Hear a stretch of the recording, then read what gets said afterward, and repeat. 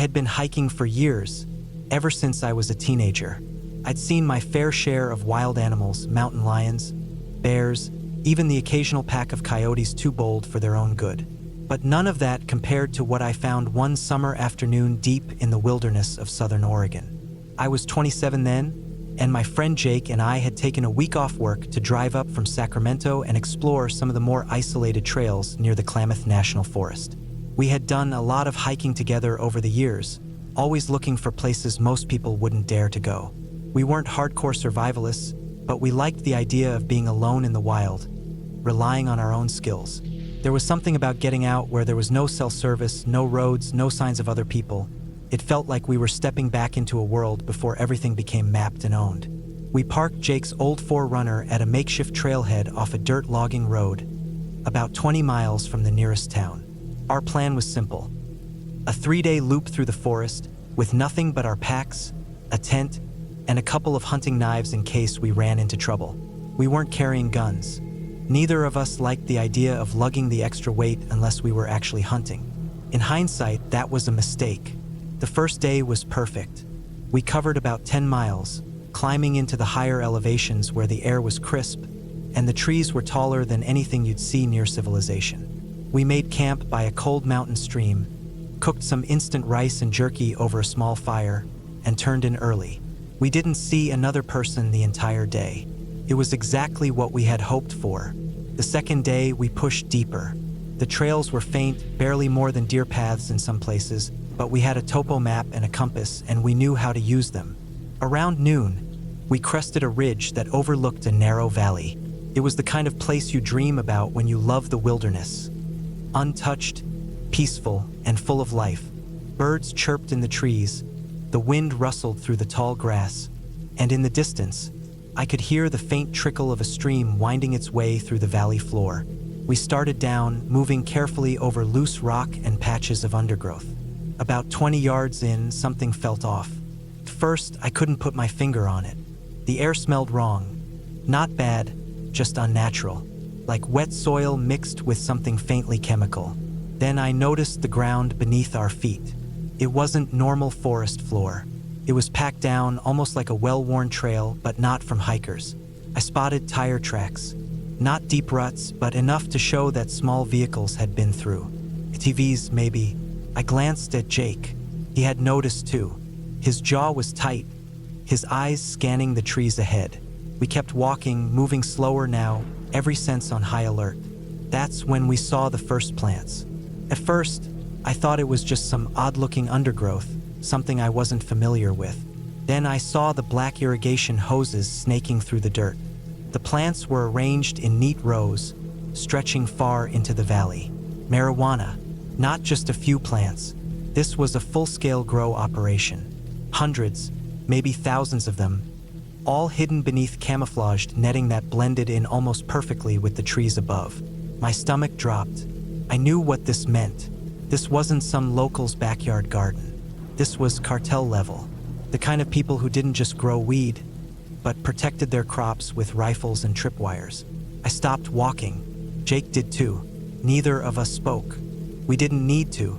We both knew exactly what we had walked into. My heart pounded so hard I could hear it in my ears. Slowly, we turned back the way we came, retracing our steps as carefully as possible. Every twig snap felt like a gunshot. Every breath sounded too loud. My back crawled with the feeling that we were being watched. And then I heard it. A voice, distant but sharp, cutting through the trees. Banish. I couldn't make out the words, but the tone was clear. Someone giving orders. I didn't wait to listen for more. I grabbed Jake's arm and we moved. Not running, not yet, but walking as fast as we could without making too much noise. The air was thick with tension. My legs burned, but I didn't stop. We reached the ridge and scrambled up as quickly as we could. I glanced back once. A figure had appeared near the plants, dressed in dark clothing, holding something long in his hands. A rifle. He hadn't seen us yet. We crested the ridge and started running. Full sprint. The trail back to the truck was miles away, but we didn't stop, didn't slow down. Adrenaline burned through my veins, keeping me moving even when my body wanted to give out. The thought of being caught, of disappearing into the forest without a trace, kept me going. We made it back to the truck just as the sun started to dip below the trees. My hands shook as I fumbled with the keys, shoving them into the ignition. The engine roared to life, and I didn't waste a second throwing it into reverse, kicking up a cloud of dust as we sped back down the logging road. My eyes flicked to the rearview mirror, half expecting to see headlights chasing us. But no one followed. We didn't stop until we hit the main highway, pulling into a gas station in the first town we reached.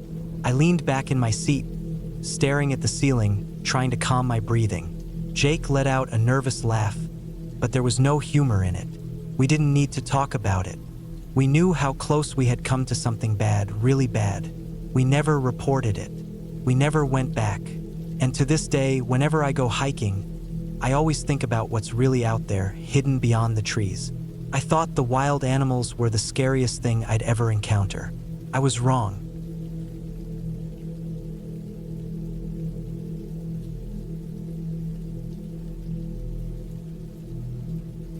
My wife, Anna, and I were on our honeymoon in Costa Rica. It was the summer of 2017, and we had chosen this trip for the mix of relaxation and adventure. After spending a few days on the beaches, we decided to explore the dense rainforests that the country was famous for. One particular morning, we set out on a jungle hike that was supposed to take about 5 hours in total. We were eager to see the wildlife, take in the fresh air, and enjoy the solitude of nature. The hike started out beautifully. The trail was well marked, though narrow, and we could hear the chirping of birds and the occasional rustle of unseen creatures in the thick undergrowth. Sunlight filtered through the towering trees, creating patches of warmth along the otherwise humid and cool pathway. We walked in comfortable silence, taking in the lush surroundings, stopping every now and then to take pictures or sip water. About 2 hours into the hike, we had ventured deep into the jungle. The further we walked, the quieter it became. The birdsong, once constant, had faded to the occasional distant call. The air was thick with the scent of damp earth and rotting vegetation. It felt isolated, like we were the only two people in the world. Then, out of nowhere, a scream tore through the silence. It was sharp, raw, and filled with pure desperation. My body tensed immediately. It wasn't the kind of sound you could mistake for anything else. It was someone in real, terrifying distress. My first thought was that someone had fallen, maybe broken a leg or been attacked by an animal. I looked at Anna, and she looked back at me with wide eyes. Without speaking, we both started moving toward the sound.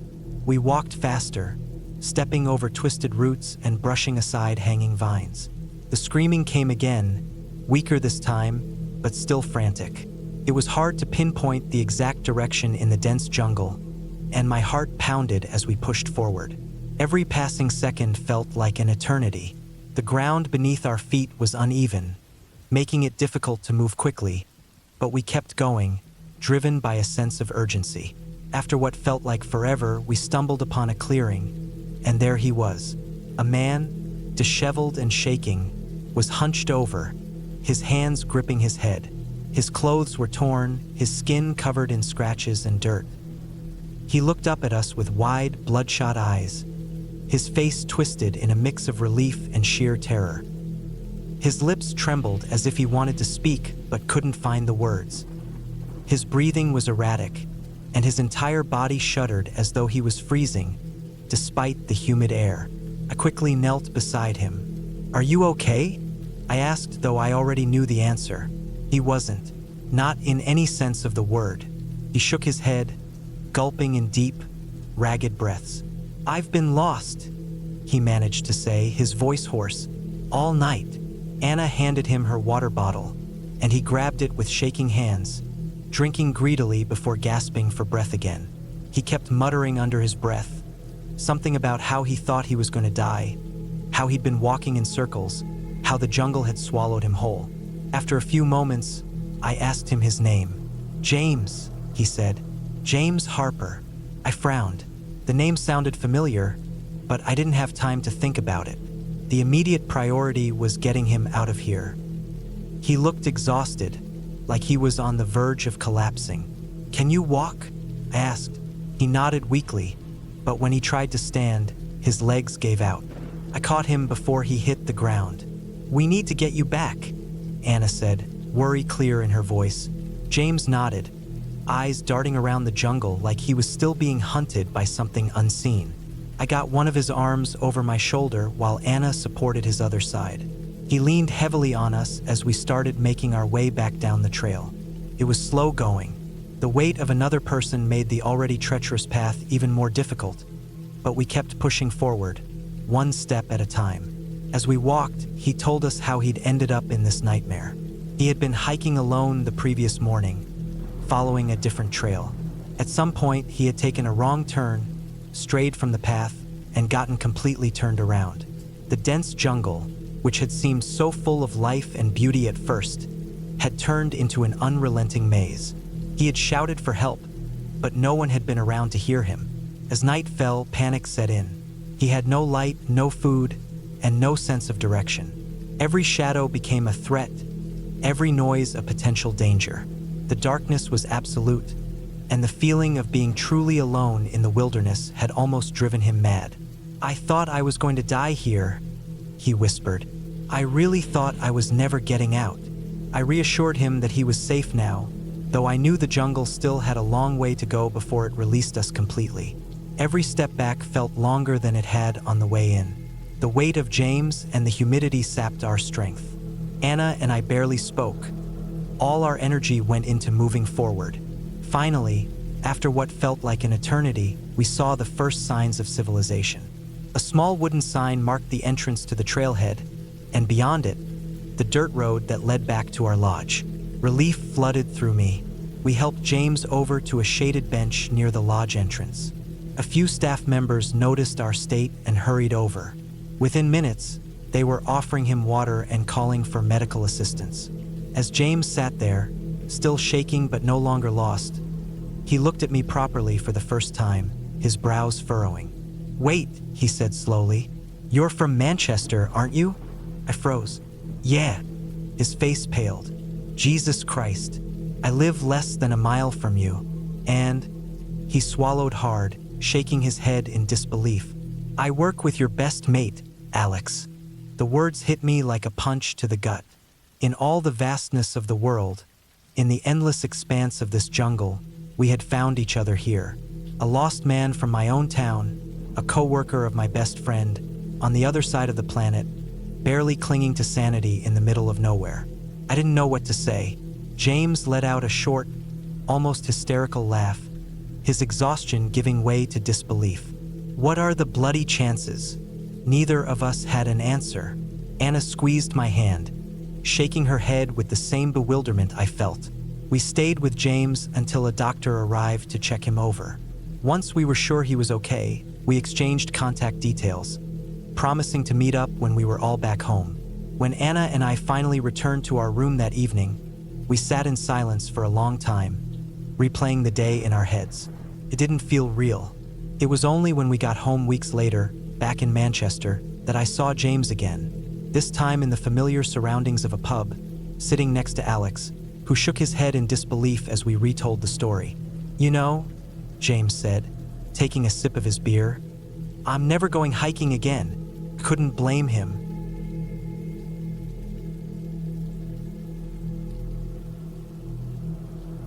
I was 13 the first time I wandered too far from home.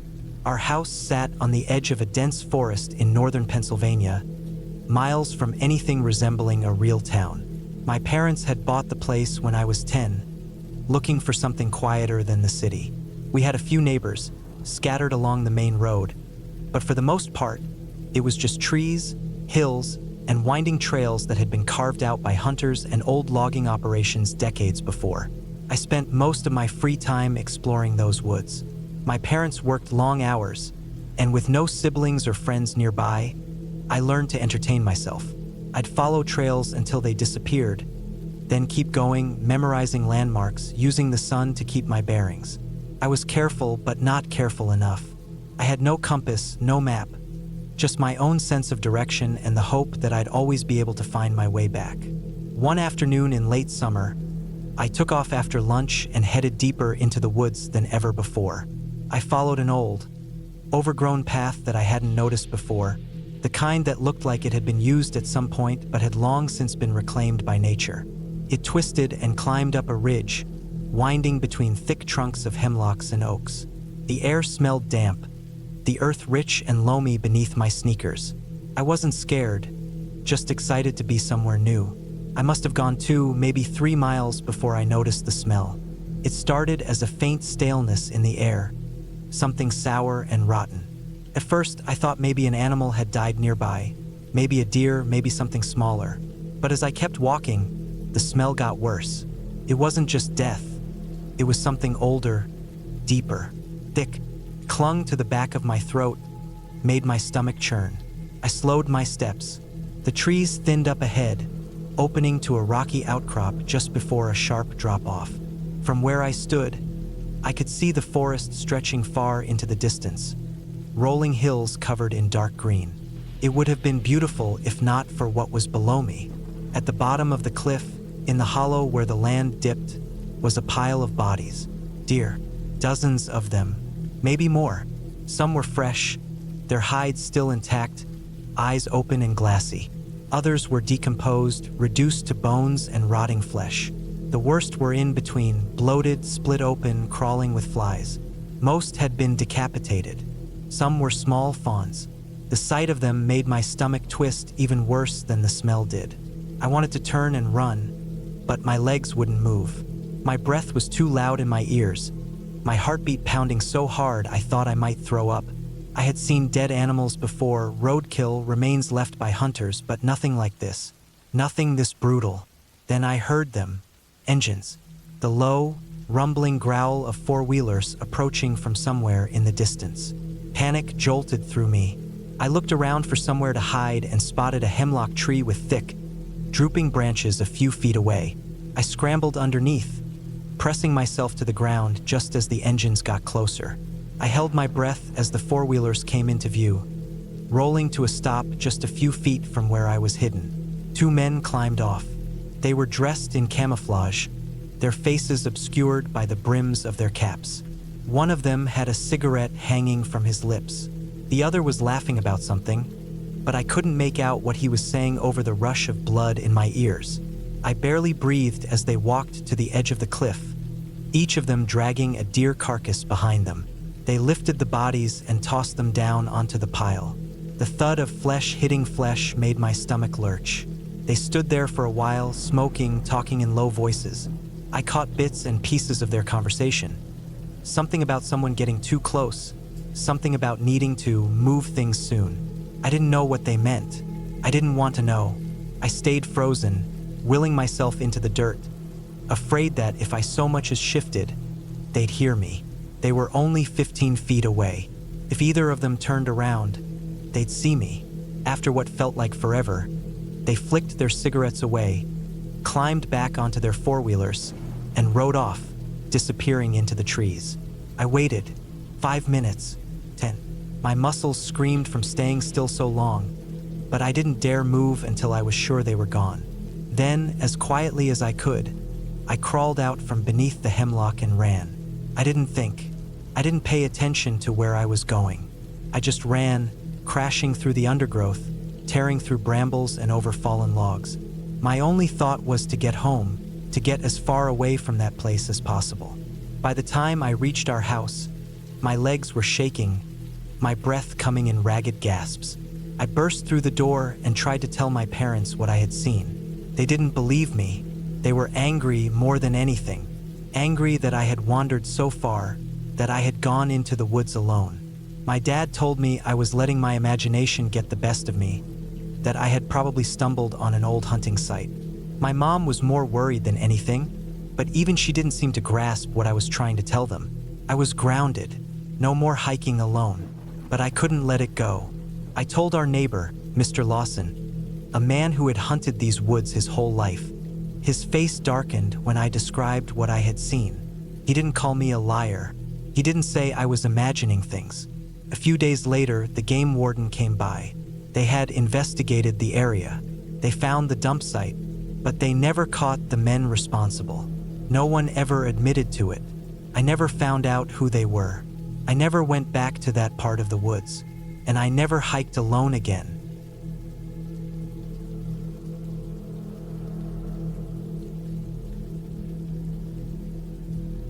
It was early morning when I set off on my hike, the air still thick with the humid remnants of the night. The jungle around me buzzed with life.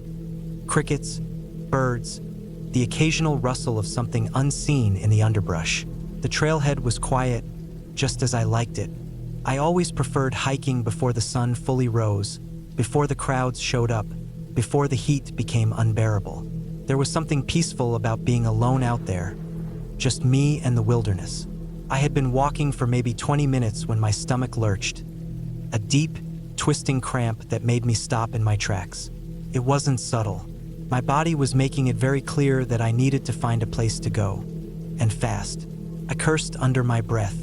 The last thing I wanted was to squat in the jungle, especially in the dark. Mosquitoes, centipedes, God knows what else crawling around. No, I needed an actual toilet. I turned back, remembering seeing a porta potty near the parking lot at the start of the trail. It wasn't ideal, but it was better than digging a hole in the dirt. My stomach cramped again, more urgent this time, and I picked up my pace. By the time I reached the porta potty, I was nearly jogging, breaking out in a sweat that had nothing to do with the humidity. Relief flooded through me when I saw it still standing there, slightly tilted to one side, the kind that looked like it hadn't been serviced in weeks. Beggars couldn't be choosers. I yanked open the door and stepped inside. The smell hit me first, thick and sour, a mix of chemicals and whatever was left behind by previous hikers. I tried not to breathe too deeply as I latched the flimsy plastic lock and hurried to take care of business. The moment I sat down, I let out a sigh, the tension in my stomach finally easing. Outside, the jungle continued its morning routine, oblivious to the fact that I was experiencing the most human of struggles inside this cramped, plastic box.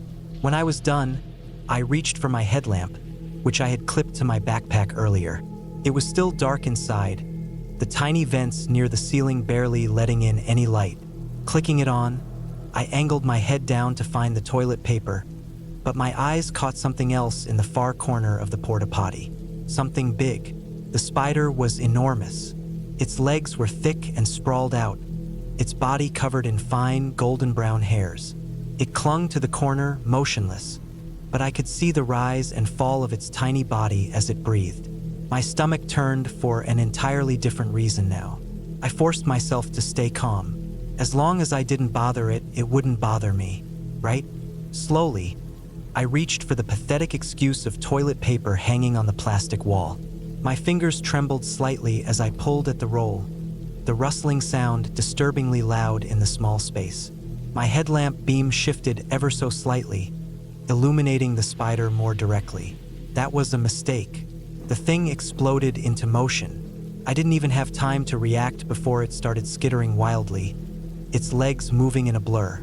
It ran in circles, bouncing off the walls like it had completely lost its mind. My breath hitched. My body froze. My brain struggled to process what was happening. Then, just when I thought things couldn't possibly get worse, the spider launched itself directly at me. I felt it before I saw it, its weight landing somewhere in my lap. I jolted, letting out an involuntary shout, my body trying to recoil even though there was nowhere to go. My legs squeezed together on instinct, trapping it, and that only made it worse. The spider thrashed, its legs scraping against my bare skin. Panic surged through me like fire. I wanted to swat it away, but the thought of actually touching it made my stomach churn. Instead, I started shaking my hips, wiggling in a desperate attempt to get it to move. But it didn't run away. Oh no, this nightmare was just beginning. The damn thing scrambled up my thigh. I felt each leg as it moved, quick and frantic, until it disappeared inside the worst possible place, my underwear. I lost it. Whatever shred of dignity I had left evaporated as I shot up, my head smacking against the plastic ceiling.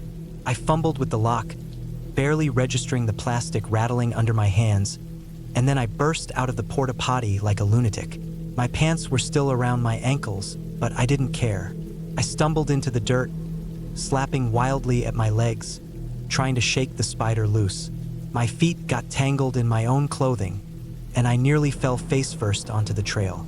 Somewhere in the madness, I felt the spider move again. Upward. That was it. That was my breaking point. I screamed, a raw, guttural sound that I didn't even recognize as my own. I flailed, twisting, stomping, slapping at myself like I was on fire, and then suddenly the sensation was gone. I froze, panting, my skin crawling all over with imaginary legs. I looked down, half expecting to see the spider still clinging to me, but it was nowhere in sight. I turned in frantic circles, scanning the ground, the nearby bushes, even the walls of the porta potty. Nothing. It had vanished. I stood there for a long moment, breathing hard, my hands still clenched into fists. Slowly, the embarrassment began to seep in. If anyone had been around to witness that, I would have been the talk of every hiking forum in the state. Hell, I was going to have nightmares about this for the rest of my life. I shivered, the morning air suddenly feeling much colder against my sweat-dampened skin. Pulling my pants back up, I took one last wary glance at the porta potty before stepping away. There was no way in hell I was going back in there, ever. With my heart still pounding, I turned back toward the trail, determined to put as much distance as possible between me and that godforsaken plastic prison. The jungle continued its morning song, blissfully unaware of the horror that had just unfolded. I took a deep breath, exhaling shakily. No one would ever know about this.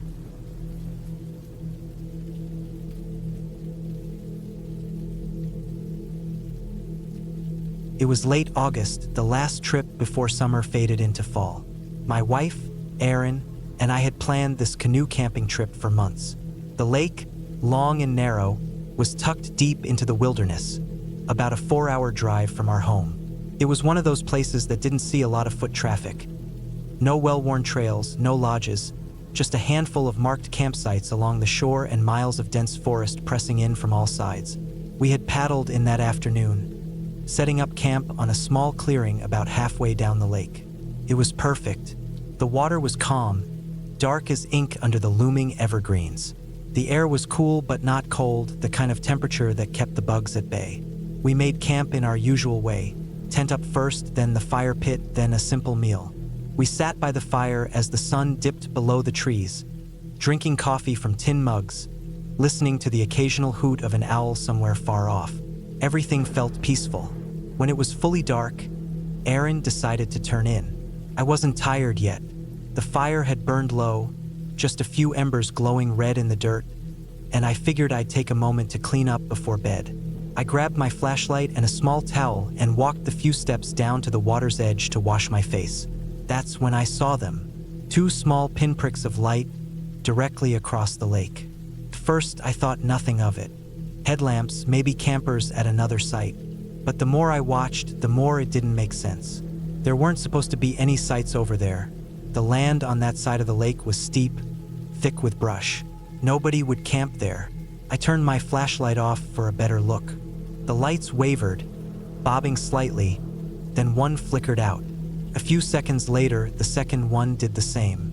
And then, almost immediately, came the sound. A deep, heavy snort. Wet, guttural. Something big, something alive. I froze, heart hammering. Moose? Bear? Either one was bad news. The lake was only about 50 meters across, but the water carried sound in strange ways. I couldn't tell how far up the slope the animal was. I couldn't even be sure it was on land. Moose sometimes swam across lakes. I stood there, holding my breath, listening. Then, against my better judgment, I called out, "Hey, you all right?" Silence. Then, after what felt like forever, a voice called back. A man's voice, strained and tired. "Yeah, we're kinda lost." More silence. Then the deep snort again, followed by a heavy, deliberate step. The man's voice came again, a little more desperate this time. We're on the wrong side." I put it together quickly. They must have taken the wrong trail, ended up bushwhacking along the water instead of finding the campsite. Now they were stuck over there in the dark with some large animal nearby. If it was a bear, they were in real trouble. If it was a moose, they were in even worse trouble. Moose were unpredictable and aggressive when startled. I made up my mind fast. Hold tight. I'm coming over. I jogged up to our tent and grabbed my paddle, whispering to Erin that I was going to help some lost hikers. She murmured something sleepily, half awake, but I was already moving. The canoe scraped against the rocks as I pushed off, the paddle cutting silent strokes through the still water. As I neared the other side, I could just barely make out two figures crouched near the shoreline. They looked exhausted. One of them raised a hand in relief as I pulled up. "Oh man," he muttered. "Thank you." They climbed in and I turned the canoe back toward our camp. Only then did I hear it, the animal moving again. A sharp exhale, almost a grunt, followed by the heavy crunch of something big stepping through the brush. I didn't wait to see what it was. I paddled hard, the canoe gliding quickly across the dark water. Back at camp, I handed them a flashlight and let them use my spare tarp to set up their tent. They barely spoke, just muttering thanks as they worked. I could tell they were exhausted, shaken. Once they were settled, I crawled into my own tent and lay awake for a long time, listening. The night stayed quiet. Whatever had been over there didn't follow. By morning, the two hikers were in better spirits. They explained how they had started hiking from the wrong parking lot, which put them behind schedule. Then, when they finally reached the lake, they had mistakenly followed the wrong side, assuming they'd find a trail or a clearing. Instead, they got trapped in thick brush as night fell, realizing too late that they were completely off course. Their headlamps had run out of battery just before I saw them. I asked them about the animal. Had they seen it? They shook their heads. They'd only heard it loud, close, circling them as they struggled through the brush. Before they left, I gave them some extra batteries and pointed them toward the correct trail. They thanked me again, this time with real relief in their voices. "If you hadn't been here," one of them said, shaking his head, "we would have been hiking all night." I watched them go, disappearing into the woods. Then Erin and I packed up our own camp and pushed off into the lake, paddling toward home. I don't know what was on the other side of the lake that night. Maybe it was just a moose, maybe just an ordinary bear, but I kept thinking about those deep, heavy footsteps, the way they circled, the way they waited. We never came back to that lake again.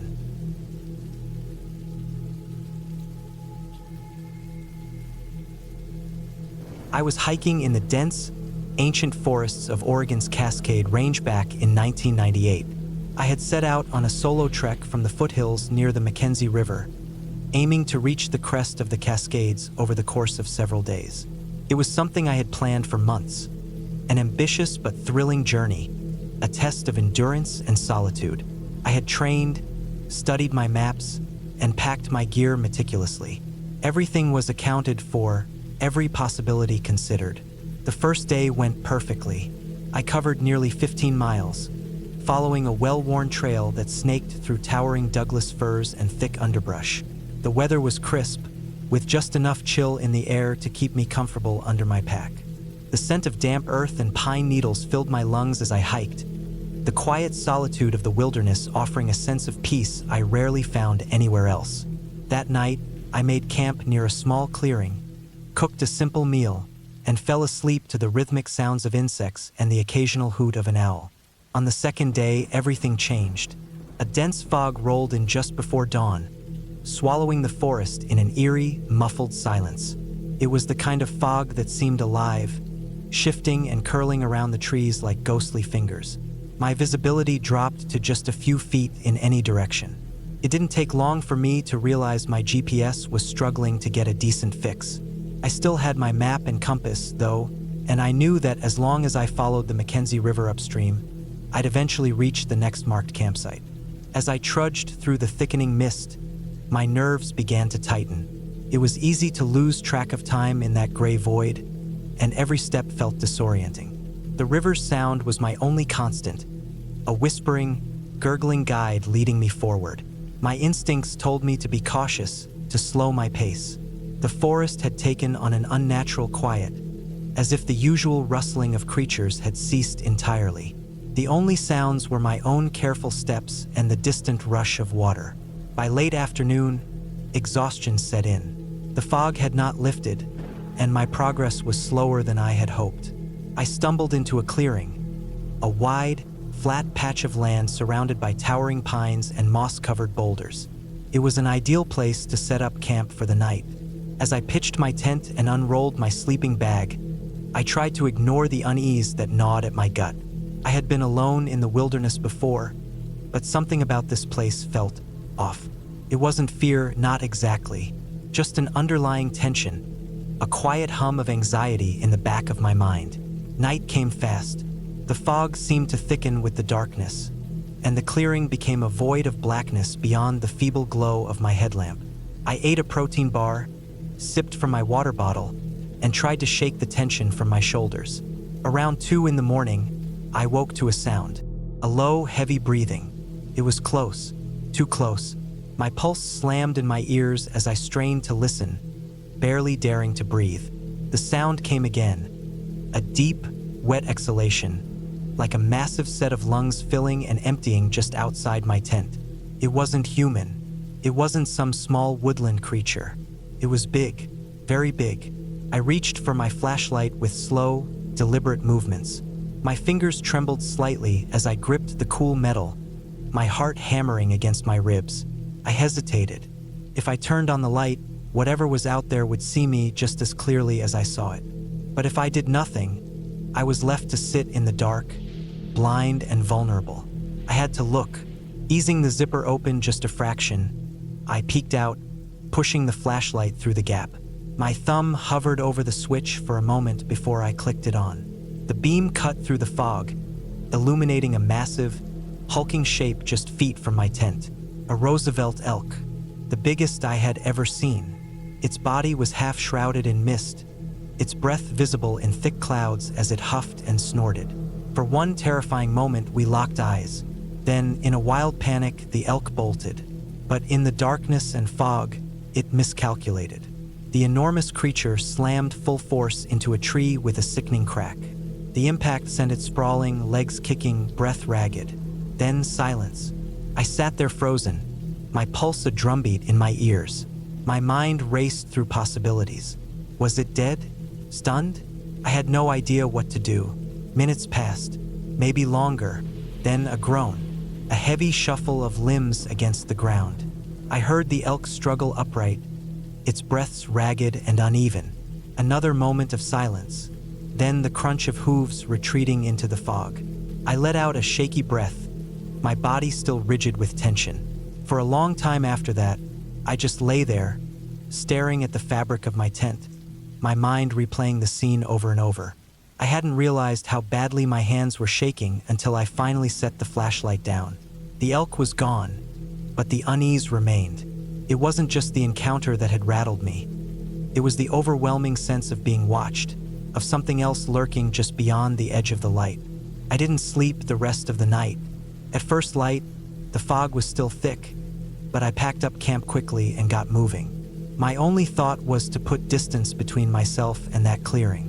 My whole body ached with exhaustion, but I pushed forward, my senses on high alert. I never figured out what had made me so uneasy that night. Maybe it was just the elk and my own overactive imagination. Maybe it was the isolation, the oppressive weight of the fog. Or maybe, just maybe, there was something else in those woods, something watching. All I knew was that I never looked back.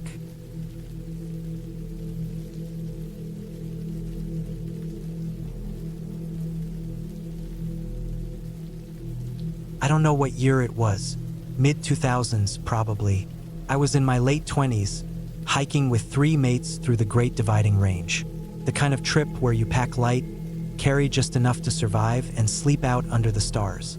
No tents, just sleeping bags and tent flies in case the weather turned. The hike had been incredible. Long stretches of dry, rocky trails winding through eucalypt forests, the smell of sun-baked leaves thick in the air. Kangaroos scattered when we passed, and every so often, we'd hear the distant cry of a cockatoo or a lyrebird mimicking something unnatural.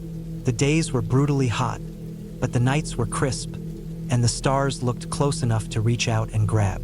We'd been walking since early morning, stopping only for short breaks in whatever shade we could find. The terrain had been rougher than expected. Steep inclines, loose rock underfoot, but we'd made good progress. Late in the afternoon, we came across a small clearing beside a dried-up creek bed.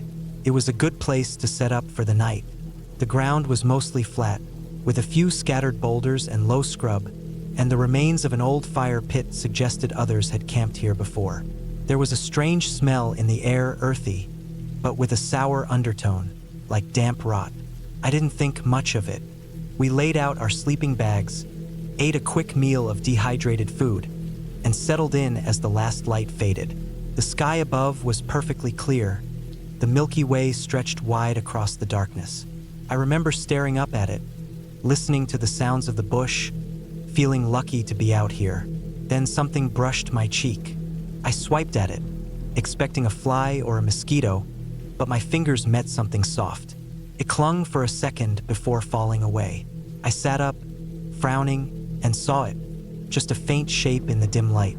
A caterpillar, a fat, fuzzy thing, wriggling against the fabric of my sleeping bag. I flicked it off. Then I saw another, and another. A slow, creeping horror settled over me as my eyes adjusted. They were everywhere, moving in that slow, deliberate way, their tiny legs gripping onto fabric and skin alike. I felt another one on my arm, one on my neck. My scalp started to itch.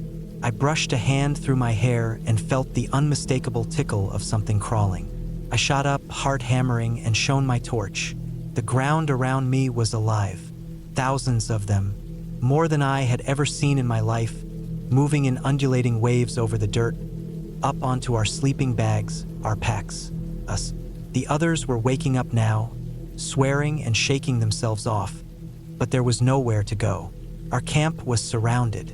Every movement just dislodged one caterpillar and sent another tumbling onto exposed skin. They clung stubbornly, their tiny hooked feet gripping tight, and when I pulled one from my arm, it left a trail of sticky residue behind. We grabbed our tent flies and threw them over ourselves, but it barely helped. The caterpillars found their way in through gaps, falling from overhead branches, wriggling into sleeves, down collars. I could feel them on my face, their fine hairs sticking to my skin, their bodies soft but insistent. I kept brushing them off, but it was useless. I didn't sleep. None of us did. We spent the night in a miserable half-doze, jerking awake every few minutes to shake off new arrivals. The sound of them moving was unbearable, tiny, rustling, like dry leaves scraping together. I could hear them even when I squeezed my eyes shut, even when I stuffed my ears with my sleeves. By dawn, we were wrecked. We packed up in silence, our clothes covered in faint red welts where the caterpillars had crawled, leaving behind whatever irritating substance they carried. My skin burned. My eyes felt gritty. I didn't speak. None of us did. We just walked. We left that place behind, but for the rest of the trip, I couldn't shake the feeling of something crawling on me. Even after we returned home, showered, and slept in clean beds, I would wake up scratching, convinced they were still there. I'd close my eyes and see them writhing across the ground in endless numbers. It was a beautiful hike. I'll never do it again.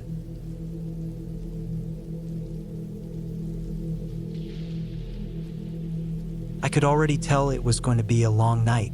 The first night out always made me a little jumpy. It takes time to get used to the sounds of the woods, branches creaking, wind shifting through the trees, animals rustling in the undergrowth. My brain was wired to interpret every little sound as a potential threat, and being alone didn't help. I had done solo hikes before, but something about this particular spot made me more uneasy than usual. I had set up my tent on the edge of a thick forest, just before a gentle slope that led down to a pebble-covered beach along a quiet lake. It was mid-September, and the days were still warm, but the nights carried a sharp chill that cut through my sleeping bag. The forest behind me felt dense, almost suffocating. At night, it was like a wall of pure black, the trees blending together into a solid, impenetrable mass.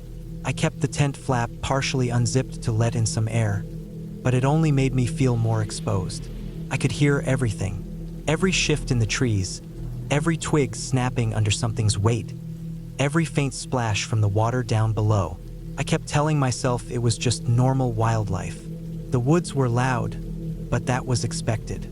My brain, however, didn't want to settle on that explanation. Every crack of a branch had me thinking about something, or someone moving through the trees.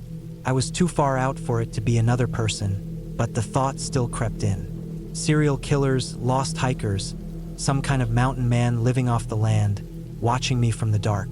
I forced myself to breathe evenly, trying to push the paranoia away. I don't know how long I lay there, staring at the tent ceiling, but eventually, my exhaustion started to win out. My body relaxed, and I felt myself slipping into that strange half-asleep state where your mind still drifts but your body is too tired to care. Then I heard it. Heavy footsteps. They weren't far off, maybe 20 or 30 feet from my tent. The sound of something moving through the trees, snapping twigs, crushing leaves under its weight. Not the quick, darting steps of a raccoon or fox, something bigger. I froze, every muscle in my body going rigid. My heart pounded so hard I could feel it in my throat. I listened, trying to determine what it was. A bear? Maybe. But black bears weren't that common in this area, and I had taken all the proper precautions. Hung my food far from camp, kept any scented items away from my tent. I hadn't even cooked near my campsite. Whatever it was moving slowly, deliberate, like it was aware of me. I held my breath, straining to hear. The footsteps stopped. Silence. And then, a sudden crash. Rocks tumbling down the slope just outside my tent. My blood ran cold. It was right there, right outside. I swallowed hard, forcing myself to move. My hand shook as I reached for my flashlight. I flicked it on and took a deep breath. I had to look. Slowly, I unzipped the tent door. The sound of the zipper felt deafening in the quiet night. I hesitated before pushing the flap open just enough to shine the light outside. My breath caught in my throat. A large shape was sprawled at the bottom of the slope, just before the edge of the water. For a split second, my mind screamed at me that it was a person. But then I saw the legs, the antlers, the awkwardly folded body of an elk. It must have lost its footing coming down the slope and tumbled onto the beach. It was alive, dazed but struggling to get up, its legs kicking against the loose stones. I let out a breath I didn't realize I had been holding. The fear still clung to my chest, but now it was mixed with relief. I watched as the elk eventually managed to right itself, stumbling a bit before trotting off along the shoreline. It disappeared into the trees on the other side of the beach, leaving only the sound of shifting pebbles in its wake. I let the tent flap fall back into place and shut off the flashlight. My hands were still shaking. The adrenaline was still there, but now it felt ridiculous. I had been seconds away from convincing myself I was about to be murdered, and in reality, it had just been a clumsy elk. I lay back down, listening to the night again. The forest hadn't changed, but somehow it felt different now. Still eerie, still vast and empty, but not quite as threatening. I closed my eyes, knowing sleep would come easier now.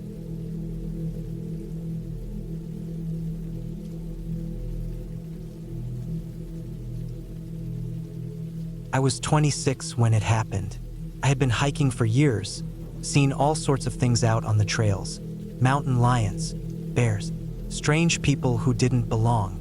But nothing had ever made my blood run cold like what I stumbled into that summer afternoon. My friend James and I had planned a 3-day backpacking trip in southern Oregon, deep in the Cascades.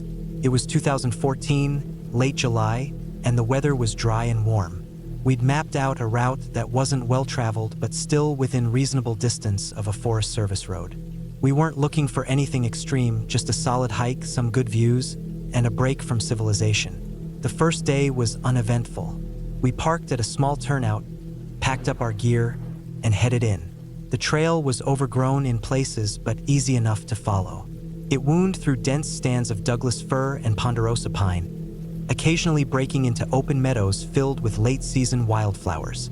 We saw plenty of deer, some elk sign, even a black bear at a distance. Normal backcountry stuff. That night, we set up camp on a ridge overlooking a valley, cooked a simple meal, and turned in early. The stars were sharp, the air crisp. I remember thinking how lucky we were to have the place to ourselves. The next morning, we packed up and continued east, following an old, unmaintained trail that had mostly disappeared beneath the undergrowth. It was slow going, but we didn't mind. Around midday, we reached a high point and stopped for a break. Below us, a valley stretched out, densely forested with patches of open ground. Nothing unusual. We started down the slope, picking our way carefully through the loose dirt and dry grass. About 20 yards into the valley floor, I noticed something off. At first, I couldn't put my finger on it. The trees were the same, the air was the same, but something felt wrong. Then I saw the hoses. They snaked through the undergrowth, half buried, stretching out in all directions. Black irrigation tubes, running in straight lines where no water source should be. My stomach tightened. "James?" I muttered, just loud enough for him to hear. He followed my gaze and froze.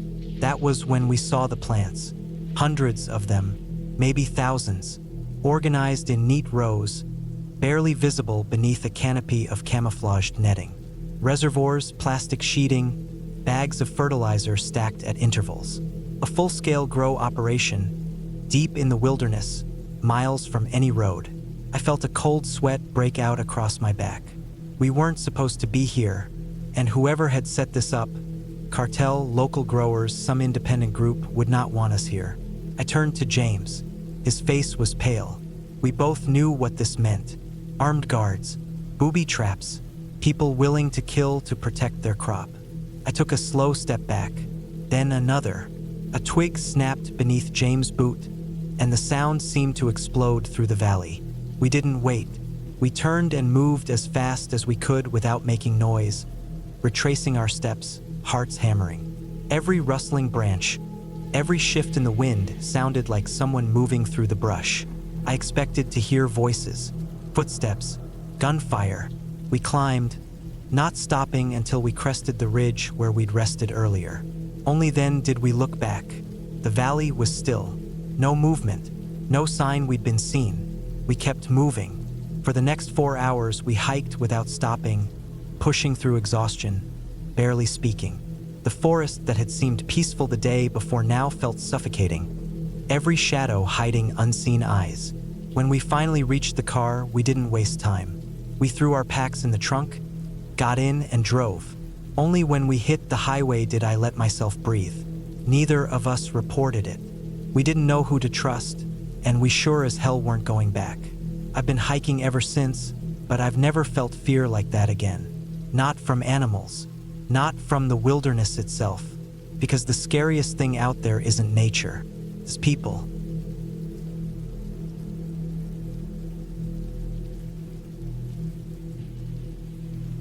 My wife and I had been planning our honeymoon for over a year.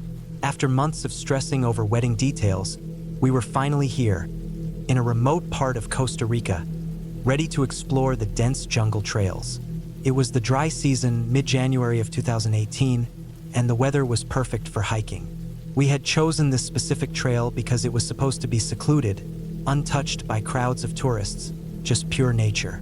The locals had told us it was about a 4-hour hike round trip, leading to a hidden waterfall deep in the jungle. The first 2 hours were beautiful. The thick canopy of trees provided shade, and the air smelled fresh, earthy. Birds chirped above us, and the sound of running water in the distance reassured us we were heading in the right direction. My wife, Emily, walked a few steps ahead of me, her camera in hand, stopping every so often to capture the dense greenery and the occasional monkey swinging from the branches. We were alone on the trail exactly how we wanted it. Then we heard it, a scream, a horrible, blood-curdling scream, the kind that makes your stomach drop. A human scream. Emily froze mid-step, and I nearly ran into her. The jungle swallowed most sounds. Distant animal calls, rustling leaves. Even our own footsteps were muffled by the dense foliage. But this scream cut through it all. It was desperate, raw. Someone was in trouble. My first thought was that someone had fallen, maybe broken a leg or worse. It didn't sound like an animal attack, at least not that I could tell. It was just pure panic and suffering. Emily turned to me, her eyes wide. I could see the fear in them, but also determination. We had to help. We called out, but there was no response, only the sound of the jungle breathing around us. Another scream, just as desperate. It wasn't far. We left the trail, pushing through thick undergrowth in the direction of the sound. The ground beneath us was uneven, covered in fallen branches, roots, and damp leaves. Every step felt uncertain, like the earth might give way beneath us. The deeper we went, the harder it was to tell where we were going. The trees all looked the same, and the canopy blocked out the sun, making it impossible to tell the time. Then we saw him, a man, sitting on the ground with his back against a tree, his chest rising and falling rapidly. He was covered in sweat, his shirt torn, dirt smeared across his face. His eyes were wide, darting between us as if he wasn't sure whether to trust that we were real. He was hysterical, breathing too fast, mumbling to himself. His arms were scratched, probably from pushing through the undergrowth, and his hands were trembling so badly he could barely grip his knees. He looked like he hadn't slept in days. The realization hit me. He was lost, probably had been for hours, maybe longer. He had been screaming for help, and we were the first people to find him. Took a while for him to calm down enough to speak. We gave him some water from our packs, which he drank too fast, coughing between gulps. He told us he had been lost since the previous afternoon. He had gone off trail to take a photo and hadn't been able to find his way back. No phone signal, no sense of direction, and as night fell, he had started to panic. He had tried to follow the sound of the river, but only ended up deeper in the jungle. The fear of never finding his way out had pushed him into a complete breakdown. We helped him up, though he was weak, his legs barely holding his weight. The trail wasn't far, but finding it was a challenge. The trees and vines blurred together, and for a moment, I wondered if we were lost too. But Emily had been keeping track, mentally marking trees and the direction of the river. After about 20 minutes, we found our way back. Relief flooded through me when I saw the familiar dirt path stretching in both directions. As we walked back, he told us his name was Daniel. The shock hadn't worn off yet, but he seemed more stable now that he was with other people. It wasn't until we were nearly back at the entrance of the trail that he mentioned something that made my blood run cold. He asked us where we were from. We told him London. His face changed. "I live in London," he said, his voice barely above a whisper. "South End, near Clapham." I stopped walking, my stomach twisted. I lived in Clapham. Emily and I exchanged glances. There was no way. The odds were impossible. Then he said something that turned the whole situation from eerie to downright unbelievable. "I work for a small tech company. My boss is Michael Thompson, my best friend, my childhood friend, the person who had been the best man at my wedding 2 weeks ago." For a moment, the jungle around us seemed to disappear. There was just this absurd, terrifying coincidence hanging between us. Thousands of miles away from home, in the middle of nowhere, in a jungle that neither of us had ever been to before, I had just rescued a man who worked directly for my best friend. We made it out of the jungle not long after. The trailhead was a welcome sight, and as soon as we had cell service, Daniel borrowed my phone to call someone back home. He was shaking as he spoke, but I could hear the relief in his voice. He was safe. We all were. We parted ways shortly after. He was going straight back to his hotel to shower and rest, and we had to process everything that had just happened. The whole thing haunted me, not the getting lost part, not the fear, not even the screams. Those were terrifying, sure, but it was the coincidence that stuck with me. Out of all the jungles, out of all the trails, we had ended up here at the exact time he needed saving. When we got back to London, I met up with Michael. When I told him the story, he went pale. He pulled out his phone, dialed Daniel's number, and put him on speaker. We didn't talk long, just a minute or two, but hearing his voice again, now calm, back in the city, solidified it all. It was real. To this day, I don't know what to make of it. Maybe it was fate. Maybe just a one-in-a-million coincidence. But sometimes, late at night, I still hear the scream echoing in my head, reminding me how close some people come to the edge of being lost forever.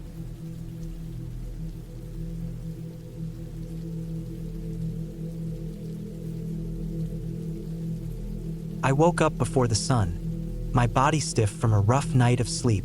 The air inside my rented cabin was humid and thick, clinging to my skin.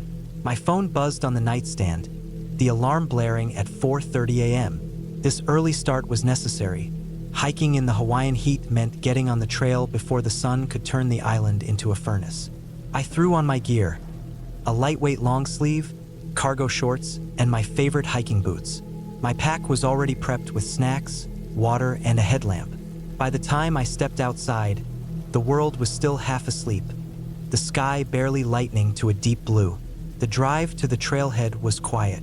The road wound through thick jungle, the headlights bouncing off massive leaves and damp pavement. There wasn't another soul around. I pulled into a small gravel lot, my tires crunching softly as I parked. The trailhead stood just ahead, marked by an old wooden sign covered in peeling paint. I could hear the distant rush of a waterfall somewhere beyond the trees. As soon as I stepped out of the car, a deep, rolling sensation twisted my stomach. It started off subtle, but within seconds, a sharp cramp tightened my gut, clenched my jaw. Not now, not here. I scanned the lot, my eyes landing on a lone porta potty sitting just off the trail. Relief.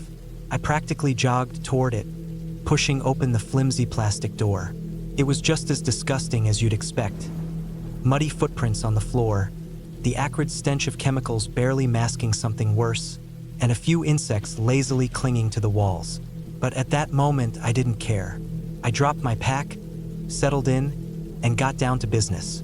The early morning air outside was silent except for the occasional rustle of palm fronds in the breeze. I exhaled slowly, waiting for the inevitable discomfort to pass. Once I finished, I reached blindly for the toilet paper, flicking my headlamp on in the process. The dim glow illuminated the cramped space, and then I saw it. In the upper corner of the porta potty, a massive banana spider clung to the plastic wall. Its long legs splayed out, its body thick and round. Its legs had to be at least 5 inches across, maybe more. The dim light made its yellow and black markings gleam. I froze. Spiders never truly terrified me, but this was different. This was personal.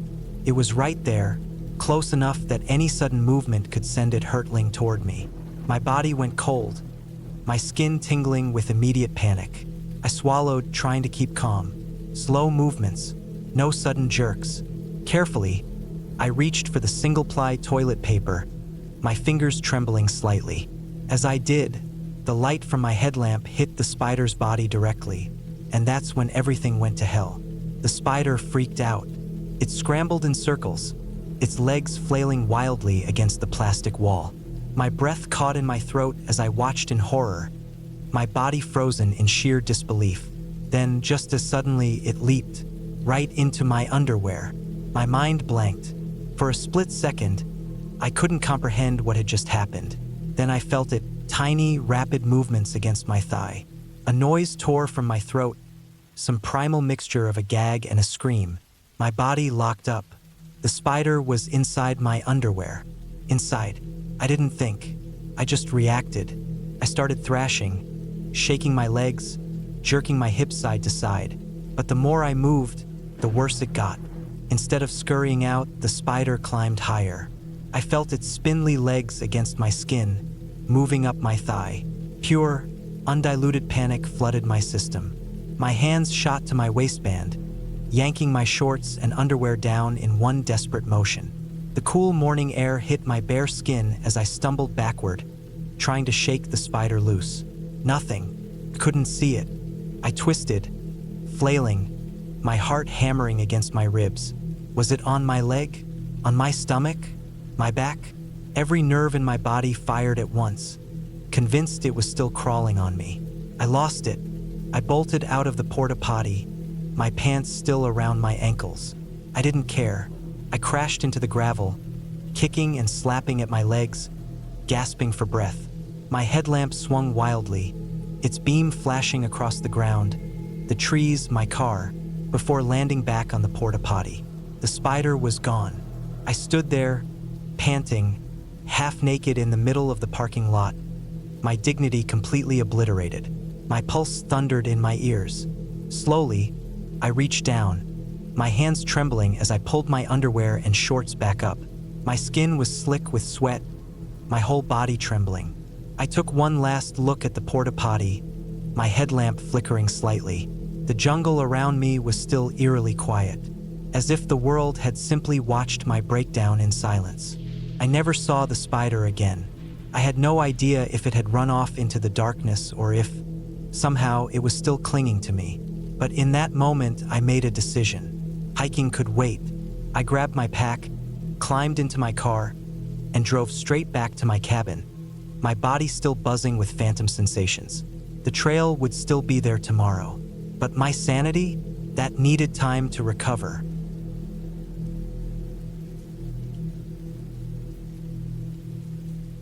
I was 15 the summer I stumbled across something that still haunts me to this day.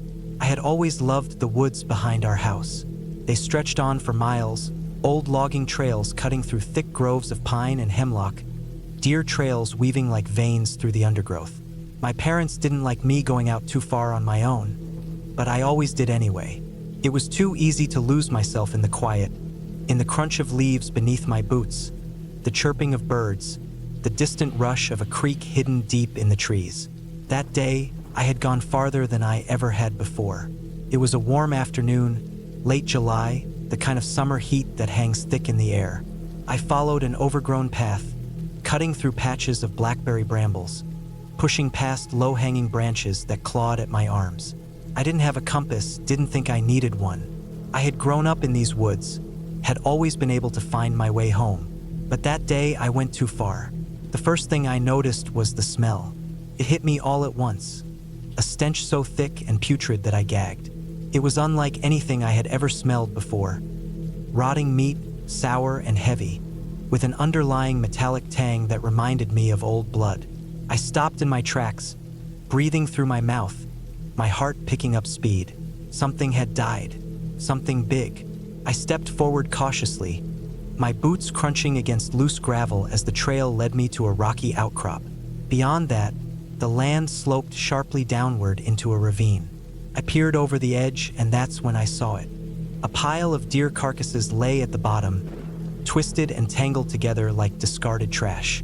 There had to be at least 20, maybe 30 of them in various states of decay. Some were fresh, their bodies still intact, while others were little more than bones picked clean by scavengers. Many were headless, their necks ended in ragged stumps, dried blood turning the dirt beneath them black. Among them were fawns, their small bodies curled unnaturally, their legs stiff with death. My stomach twisted. The sight was so overwhelming, so completely wrong, that I took a step back, my foot skidding on the loose dirt. I caught myself on a low branch, my breath coming in short gasps. Someone had done this. This wasn't nature. This wasn't animals hunting for food. This was something else. Then I heard the engines. The deep rumble of four-wheelers cut through the trees, getting closer. I barely had time to react before they crested the hill on the other side of the ravine. Two men, both dressed in camo, their faces obscured by hats and sunglasses. One of them had a cigarette hanging from his mouth, the smoke curling around him as he spoke to the other. I couldn't hear what they were saying over the sound of the engines, but I didn't need to. They were poachers. I dropped to the ground and scrambled beneath the low branches of a hemlock tree, pressing myself flat against the earth. My heart was hammering so hard I was sure they would hear it. The men pulled up to the edge of the ravine, barely 15 feet from where I was hiding. One of them hopped off his four-wheeler, grabbed something from the back, and with a grunt, tossed it over the edge. A deer carcass hit the pile with a sickening thud. I clamped a hand over my mouth, trying not to gag. The other man did the same, chucking a second body down. They stood there for a while, talking, laughing, smoking. I couldn't make out their faces, but I knew I had never seen them before, and that scared me even more. This was a small town. I knew just about everyone within 5 miles of our house. These men weren't from here, or if they were, they had stayed well hidden. They stayed for what felt like forever, though it was probably only 10 minutes. Then, without ceremony, they climbed back onto their four-wheelers and drove off, the sound of their engines fading into the distance. I didn't move for a long time. When I finally did, my legs were stiff, my hands shaking. I forced myself to stand, my breath still coming in short, panicked bursts. I needed to get out of there. I needed to tell someone. But as I turned to leave, I realized something terrible. I was lost. I had gone too far, taken too many turns. The sun was lower in the sky now, the shadows stretching long and thin between the trees. I swallowed down my fear and started walking, trying to retrace my steps. The smell clung to me, stuck in my nose, in my clothes. Every so often, I thought I heard the distant growl of an engine and would freeze, heart pounding, waiting. By the time I found my way home, the sun had dipped below the horizon, the sky painted in deep purples and oranges. My parents were furious, not because of what I had seen, but because I had gone so far without telling them. When I tried to explain, my words rushed and frantic. They didn't believe me. They thought I was making it up, or worse, trying to cover for the fact that I had been out longer than I should have been. I could see it in their faces, the disbelief, the irritation. My dad even laughed, shaking his head. That night, I lay in bed staring at the ceiling, unable to sleep. The image of the carcass pile was burned into my mind, the smell still lingering in my memory. I needed someone to believe me, so the next day I told our neighbor, Jim. He was an old-school hunter, the kind of man who lived for the woods. When I told him what I had seen, his face darkened. He didn't question me, didn't laugh. He just nodded, jaw tight, and said, "I'll let the warden know." A week later, they found the dump site. The game warden came by to ask me a few questions, but I could tell from the look on his face that they weren't going to catch whoever had done it. It was too remote, too easy to disappear into the woods, and I never saw those men again. But sometimes, late at night, I still hear the rumble of four-wheelers in the distance, and I wonder if they ever saw me that day, if they knew I was there, hiding under that tree, barely breathing, if they ever came back looking.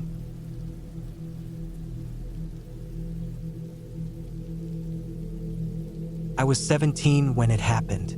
The memory of that night is burned into my mind, and no matter how much I try to rationalize it, I can't shake the feeling that we saw something we were never meant to see.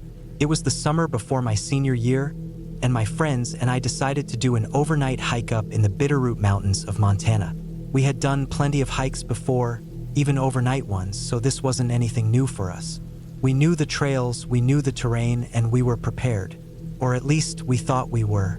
There were 4 of us, me, Tyler, Jason, and Matt. We had packed light but had everything we needed: tents, sleeping bags, food, water, emergency supplies. The plan was simple: hike up to a clearing near the peak, camp for the night, then make it to the summit early in the morning before heading back down.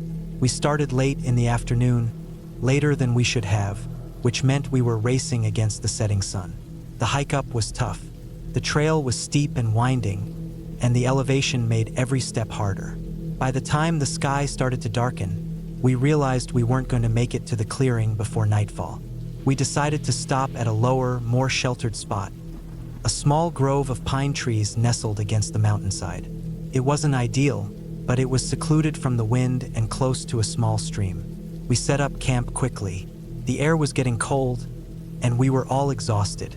We built a small fire, ate our dinner, and just sat around talking. The fire crackled, the scent of pine filled the air, and the only sounds were our quiet conversations and the distant rustling of the trees. Felt peaceful. Then everything changed. One moment we were laughing about something dumb Tyler had said, and the next, Matt shot up, his face pale as death. Without saying a word, he grabbed the emergency water and dumped it onto the fire. The flames hissed and died instantly, plunging us into complete darkness. "What the hell, Matt?" Jason whispered, his voice angry but quiet. Matt didn't respond. He just stood there, breathing heavily, his eyes wide with fear. The rest of us went silent. Tyler grabbed his flashlight, but before he could turn it on, Matt hissed, "No lights." I could barely see him in the dim glow of the embers, but the fear in his voice was unmistakable. He was shaking. We all were. "What is it?" I asked, keeping my voice low. Matt didn't answer right away. He just lifted a trembling hand and pointed up the ridge to where we had originally planned to camp. We all turned our heads, squinting in the dark. At first, I didn't see anything. The moonlight barely touched the ridge, casting long shadows. But then I saw it. A fire. A big one. Bigger than what we had built, bright and alive. And around it, figures.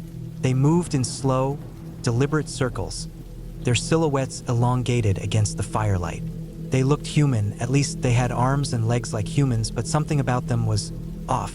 Their movements were too fluid, too synchronized, almost like they were gliding instead of walking. The firelight flickered, making it hard to get a clear look, but their limbs seemed wrong. Too long, too thin. A sick feeling settled in my stomach. This wasn't right. Then I saw the one standing apart from the rest. It was leaning against a tree, one arm resting on a branch above its head. But the branch was high, easily over 7 feet. That meant it had to be taller than any of us. Much taller. I forced myself to breathe, to stay calm. It's probably just another group camping up here. I whispered, but I didn't believe it. Neither did anyone else. Jason swore under his breath. Tyler clenched his fists. Matt just shook his head, his breathing still ragged. We stayed like that for what felt like an eternity, watching them move in their slow, endless circle. None of them spoke. None of them looked our way. But the air felt heavy, charged with something I couldn't explain. Finally, Matt whispered, "We need to go." None of us argued. We didn't even pack up our things properly. We just grabbed our bags, left the tents, and started down the trail as quietly as we could. The descent was brutal. The path was steep, and in the darkness it was easy to slip. But we didn't stop. We didn't look back. We kept going, pushing forward until we were far enough away that we couldn't see the fire anymore. Only then did we stop to catch our breath. "We tell someone," Jason said, his voice hoarse. "Rangers, police, someone." We all agreed. By the time we made it back to town, it was nearly dawn. We went straight to the ranger station and told them everything. The rangers listened, but they didn't seem concerned. They told us it was probably just a group of campers messing around. Maybe some local kids playing a prank. Still, they agreed to check it out. Later that day, we went back with them. The campsite was empty. No tents, no people. But there were signs of a fire. The ground was blackened, the ashes still warm. Around the fire, footprints. Lots of them, too many to count. And in the center of the fire pit, a pile of bones. Small ones, rodents maybe. Some of them were charred. Others were arranged in little stacks, like they had been placed there on purpose. Then we found the spot where the tall figure had been leaning. The branch was still there, high above our heads. And beneath it, on the bark of the tree, was a smear of something dark. Dried blood. The rangers didn't have an explanation. They took some photos, made some notes, but in the end, they just shrugged it off. "Probably just some kids playing games," they said again. Maybe, maybe not. All I know is that I never went back. Neither did Matt, Jason, or Tyler. We never spoke about it much after that either. But sometimes, late at night, I think about that figure leaning against the tree, about how it watched, unmoving, as the others circled the fire, about how its arm rested so casually on a branch too high for any normal person to reach. And I wonder if it was watching us, too.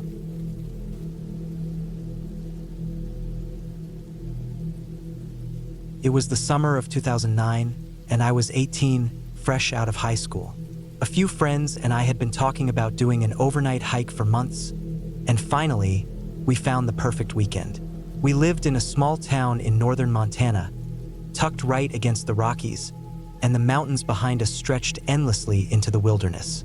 We planned to hike up to an old spot that my friend Kyle's uncle had camped at years before, a clearing near the ridgeline with a great view of the valley.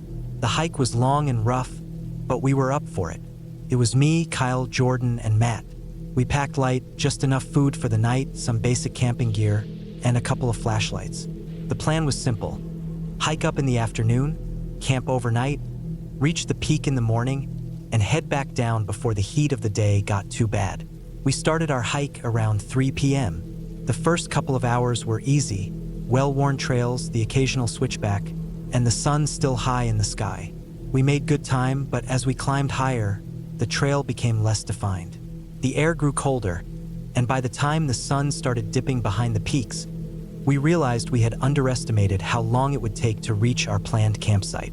That's when we found a small clearing, nestled between thick clusters of pines. The trees blocked most of the wind, and there was just enough space for our small tent and a fire. It wasn't the open ridge we had planned for, but it was getting dark fast. None of us wanted to stumble around unfamiliar terrain at night, so we agreed to stay there. We set up camp, built a fire, and cooked some instant noodles over the flames. The four of us sat around, joking and telling stories, enjoying the feeling of being out in the wilderness. Hours passed, the fire burned low, and we let the quiet of the mountains settle around us. It was peaceful, until Kyle suddenly leapt forward and dumped our emergency water onto the fire, plunging us into darkness. The rest of us exploded in protest, but Kyle didn't say a word. He was completely frozen, his eyes locked onto something above us. My stomach dropped as I realized he was terrified. Kyle wasn't the kind of guy to get scared easily. When he finally managed to speak, his voice was barely above a whisper. "Look," he said, pointing toward the ridge where we had originally planned to camp. At first, I couldn't see anything. My eyes had barely adjusted to the darkness, but as they did, I saw it. A fire, a big one, not just a small campfire. This was a bonfire, burning bright against the black of the night. And then I saw the figures. They moved slowly around the fire, forming a circle. Their bodies swayed, stepping in rhythm, but something was off. They were humanoid, but they weren't quite right. The way they moved, the proportions of their limbs, something about them made my skin crawl. It was like watching something mimic a person but not quite getting it right. The more I stared, the more unsettled I felt. Then, I noticed one figure standing apart from the rest. He or it was leaning against a tree, just watching. One arm rested above its head on a thick branch, its posture casual, almost relaxed. But the branch was too high. It had to be at least 8 feet off the ground. My heart was pounding so hard I could barely hear anything else. Jordan whispered, "What the hell is that?" None of us answered. We sat there in silence, watching. My brain tried to find a rational explanation. Maybe it was a scout troop messing around. Maybe some weird local ritual we didn't know about. But the longer we watched, the less sense it made. The figures kept moving, their slow, deliberate steps never changing. Kyle swore he could hear them singing, but I couldn't make out a sound beyond the wind rustling through the trees. We didn't move. We barely breathed. Eventually, exhaustion got the better of us. We didn't sleep well, but the fire on the ridge eventually burned down, and nothing ever came near us. By the time the first hint of morning light crept through the trees, we were ready to get the hell out of there. We debated for a while about whether to check out the campsite where the figures had been. Curiosity won out. In the daylight, the ridge looked normal, just a stretch of dirt and grass where someone had clearly made camp. But as we got closer, the details started to stand out. The fire pit was full of bones, tiny ones. At first, we thought they were just charred wood, but then Matt nudged one with his boot, and we saw the unmistakable shape of a skull. Rodents, probably chipmunks or rabbits, but there was more than just bones. Next to the fire pit was a pile of burned rodent skulls, arranged neatly in a small mound. A few feet away, in the dirt where the tall figure had been standing, we found blood. Not a huge amount, but enough to be unsettling. It was splattered across the dirt and smeared on the trunk of the tree. Then we looked up. The branch the figure had been leaning on was well above any of our heads. I'm over 6 feet tall, and even if I jumped, I wouldn't be able to touch it. That thing, whatever it was, had to have been at least 7 or 8 feet tall to lean against it the way it had. That was it for us. We didn't stick around to investigate further. We practically ran down the mountain, stopping only when we reached the first real sign of civilization, a dirt road where we had parked our truck. We told a park ranger what we had seen. He listened, nodded, and told us it was probably just some locals messing around. "We get weird stuff up here sometimes," he said. Best to leave it alone.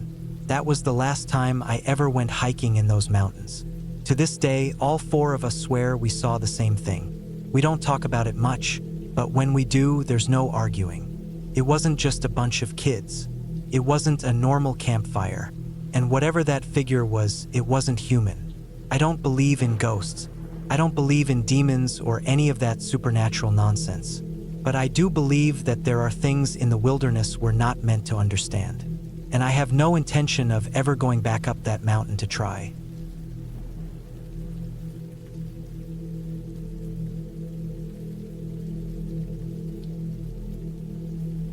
I never liked hiking at night. Something about being out in the open, away from everything familiar, with only a flashlight beam cutting through the dark. It unsettled me. But my friends, Jake, Ryan, and Lauren, had been hyping up the meteor shower for weeks. They said it would be the best one in years, and the ridge at Red Peak Trail had the best view in the whole county. It was the summer of 2012, and we were all 17, old enough to drive, but not quite old enough to do anything exciting in our small town. We were bored, restless, and looking for something to do. A nighttime hike sounded like the perfect mix of adventure and stupidity. We packed some snacks, grabbed our flashlights, and piled into Ryan's beat-up Honda. The drive to the trailhead took about 20 minutes. The parking lot was empty when we got there, just a single lamppost casting a dull yellow glow over the gravel lot. We locked the car and started up the trail, our footsteps crunching over dirt and loose rocks. The air was thick with the scent of pine and damp earth. The forest around us was quiet, except for the occasional rustling in the underbrush. Probably just a rabbit, I told myself. Maybe a raccoon. I didn't like to think about what else might be out there. We were about halfway up when we stopped for a break. Lauren pulled out a water bottle. Jake was messing with his flashlight, and Ryan was scrolling through his phone, probably trying to get a signal. That's when I saw him. A man, maybe in his late 30s, standing just off the trail a little ways down. He was wearing a business suit, a full-on dark-colored suit with a white dress shirt. No tie, though. The top button was undone. His hands were at his sides, just standing there, staring at us. I nudged Jake. Dude. Jake looked up, and his face immediately changed. The others noticed too. Ryan whispered, "What the hell?" We didn't say anything to the guy. We just picked up our pace, not running, but walking fast enough that it was obvious we didn't want to be near him. But as we moved, so did he. Still at a distance, but definitely following. It wasn't until we stopped again a few minutes later that things got worse. We had barely caught our breath when I turned around and saw that he was barely 10 feet away. Up close, he was worse. He had this stiff, almost robotic way of standing, like he didn't quite belong in his own skin. His face was expressionless, eyes too wide, mouth set in a tight line. And then he spoke.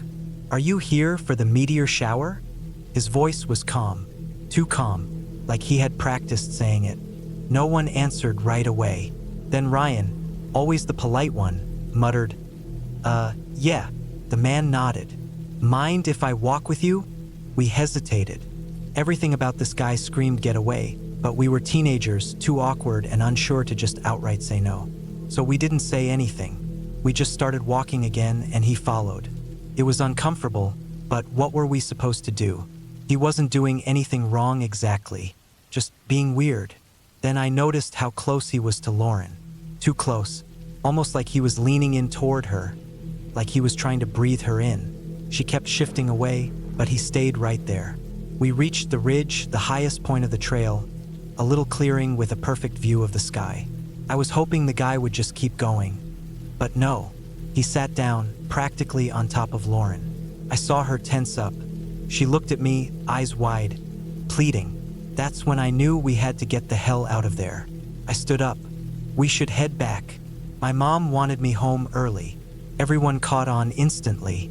"Yeah, let's go," Jake said, standing up, brushing off his jeans. Lauren was up in a second, stepping away from the guy. He just sat there, watching us, like he was waiting for something. Then he smiled. It was the first expression I had seen him make, and it was wrong. Like he wasn't used to smiling, like he had just learned how. We turned and started down the trail, moving fast. Faster than we probably should have. It was dark, the ground was uneven, and we could have easily tripped. But none of us wanted to look back. None of us wanted to see if he was following. Halfway down, just when I was starting to think we had lost him, Ryan whispered, "Oh my God!" I looked back. He was running, not jogging, not stumbling, sprinting, and he had a branch in his hand, something thick and solid like a club. I don't remember much after that except running as fast as I ever have in my life. My lungs burned, my legs ached, but I didn't stop. None of us did. We reached the parking lot, dove into the car, and locked the doors. Ryan started the engine, and just as he put it in reverse, I saw him at the edge of the lot. He had stopped running. He was just standing there again, watching. Ryan floored it. We didn't say anything for the first few minutes. Then Lauren started crying. We made a pact right then not to tell our parents. They wouldn't let us out at night anymore, and we didn't want to deal with that. We just wanted to forget it. We almost did, until 2 days later when we all got the same text. Jake had found a news article. A man had strangled his wife and fled. That same night, a young woman had been found murdered on a nearby trail. The suspect? A man last seen wearing a business suit. At Red Peak Trail. We never went back.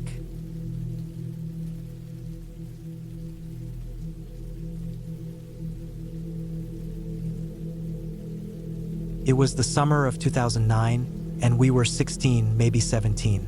Back then, our group spent most of our nights playing Manhunt in Westgate Park, a huge, sprawling place on the edge of town. It had a playground, a pavilion, a network of dirt trails that cut through the woods, and a massive set of stone stairs leading up to an open field at the top of a hill.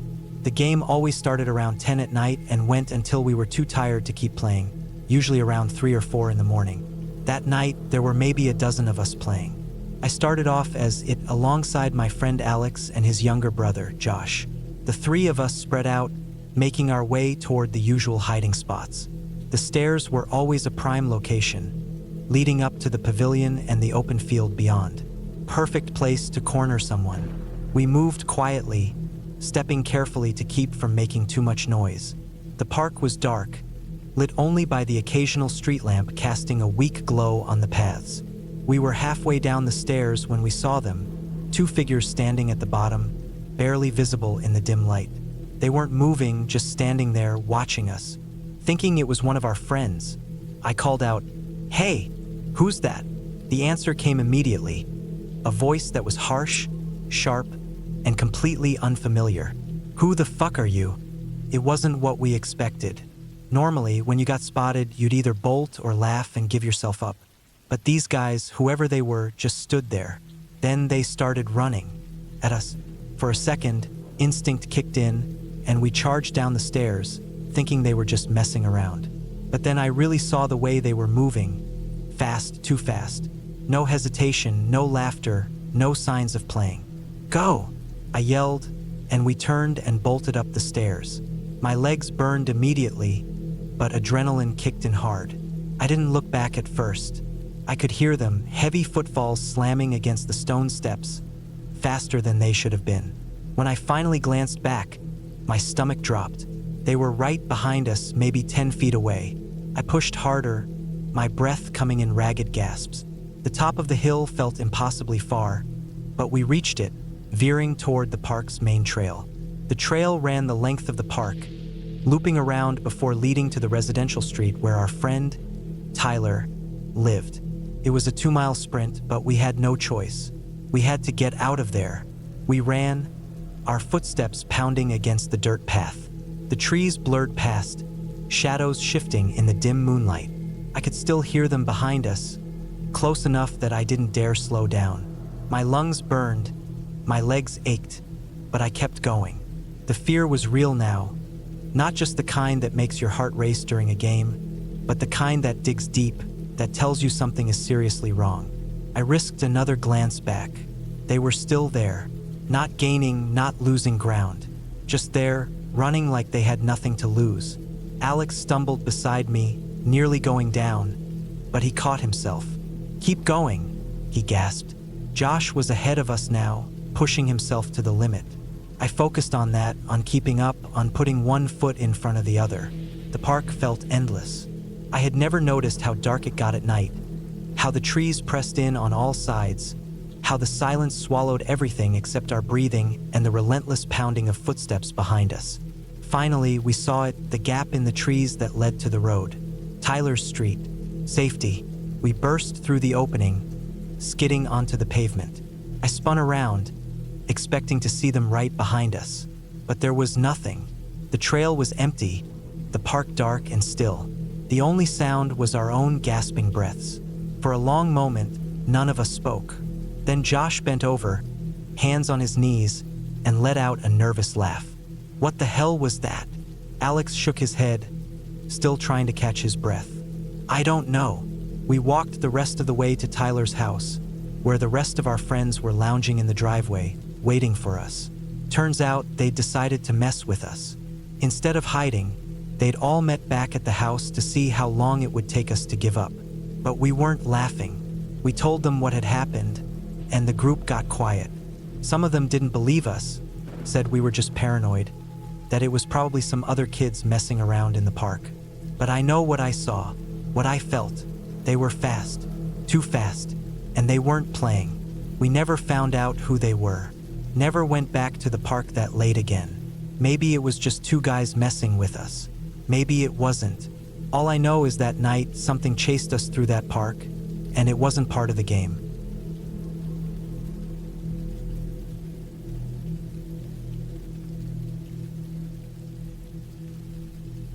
I was 23 when I spent the night alone in a dense forest, far from any town, deep in the heart of Oregon. It was early fall, still warm enough in the day but cool at night, and I had just enough gear to get by. No tent, just a heavy wool blanket, a sleeping bag, and a small pack with a flashlight, some water, and a bit of food.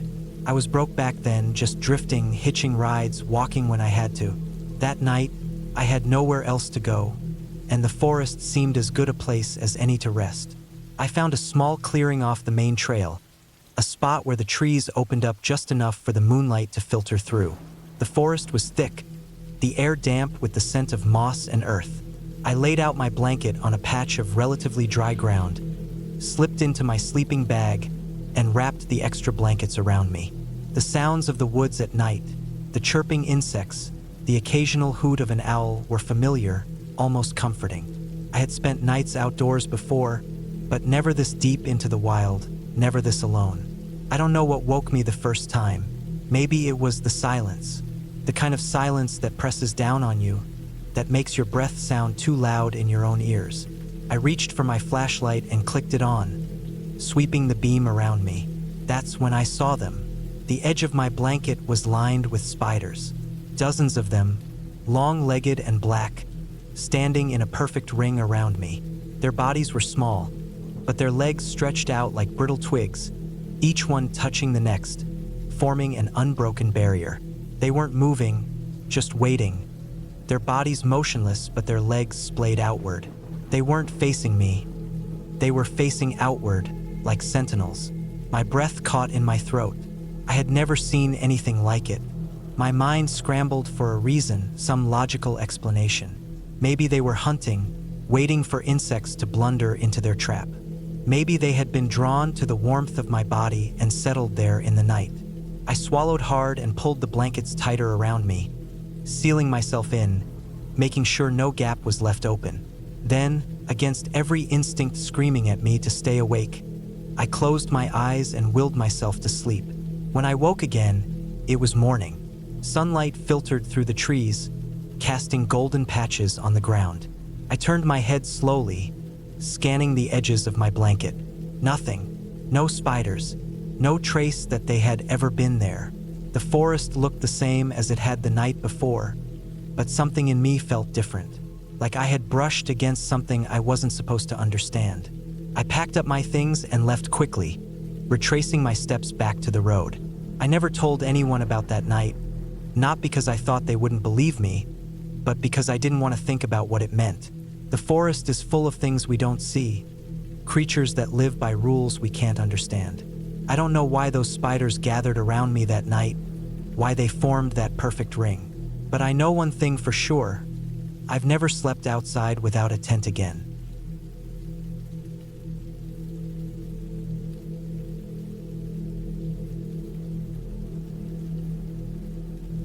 I was 20, maybe 21, and way too confident for my own good. I was going to college in the Appalachian foothills of eastern Tennessee, where the mountains rolled low and endless, and the forests were thick and silent. Back then, I had a habit of hiking at night, not just with friends, but alone. I'd been hiking those trails for years, and I knew them like the back of my hand. There was something about being out in the woods at night that made me feel invincible. The quiet, the isolation, the way the moonlight made everything glow a soft, silvery blue. It was like stepping into another world. Most people would find it unnerving, but to me, it felt like home. That night, it was early fall, and the air was cool but not cold. The full moon was out, so bright it cast shadows on the ground. I was just a little high, enough to feel loose, not enough to be careless. I wanted to get out, stretch my legs, breathe in the night air. So, around 10 or 11, I grabbed my flashlight, threw on a hoodie, and drove out to a trail I'd hiked dozens of times before. It was a simple, 1-mile loop, mostly flat, winding through thick trees before circling back to the parking area.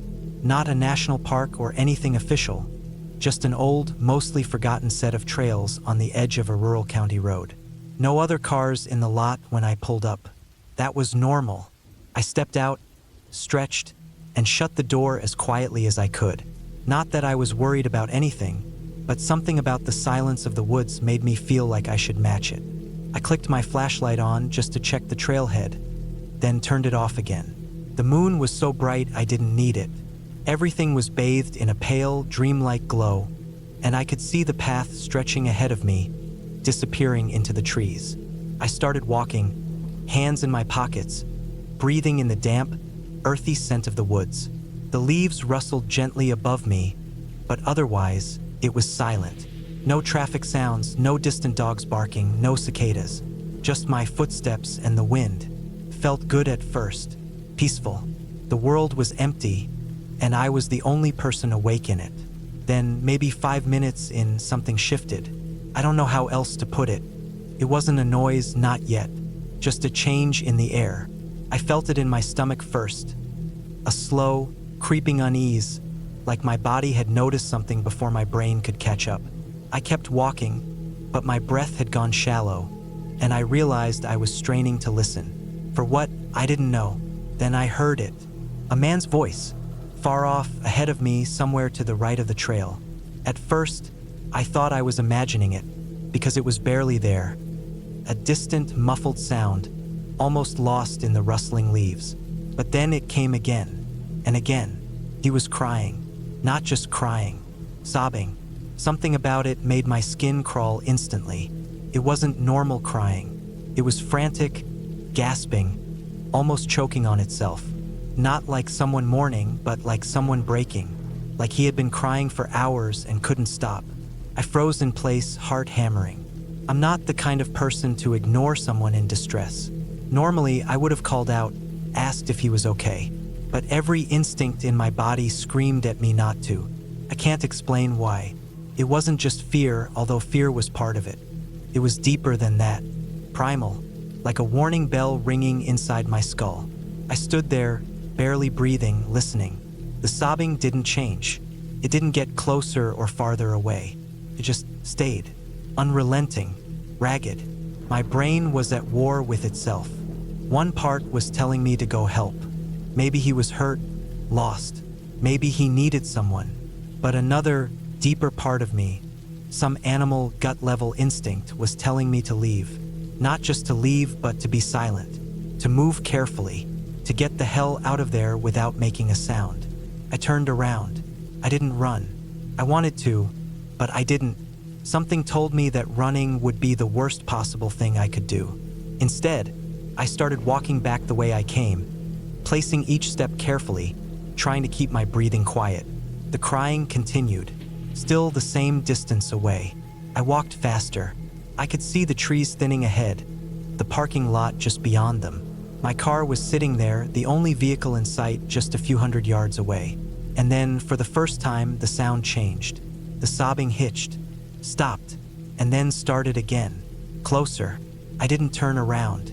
I wanted to. I wanted to whip around and shine my flashlight into the woods, just to see, to confirm that there was actually someone there, that I wasn't imagining it. But I didn't. I kept walking, faster now. My hands were sweating, my heart beat so loud I could hear it in my ears. 30 yards from the tree line. The crying was still there, but now it was different, sharper, like whoever it was had realized I was leaving. 20 yards. I heard movement, leaves crunching, slow, deliberate. I broke. I sprinted. I don't even remember pulling my keys from my pocket, but somehow they were in my hand by the time I reached the car. I yanked the door open, jumped in, and slammed it shut, locking it in the same motion. For a second, I just sat there, panting, staring at the trees. The crying had stopped. Nothing moved. I turned the key and the engine roared to life. My headlights flicked on, flooding the edge of the forest with light. No one was there. I didn't wait. I threw the car into reverse, backed out so fast my tires skidded, then sped out of the lot, my hands shaking on the wheel. I didn't stop until I was back at campus. I parked in my usual spot, shut the engine off, and sat there in the dark, trying to slow my breathing. My entire body was buzzing with adrenaline. I don't know what I heard that night. I've thought about it 1,000 times. Maybe it was just some messed up guy, alone in the woods, crying to himself. Maybe he was high or lost or grieving, but something in me doesn't believe that. I know that if I had called out to him, if I had acknowledged him in any way, something would have happened. Something bad. I never went night hiking alone again after that.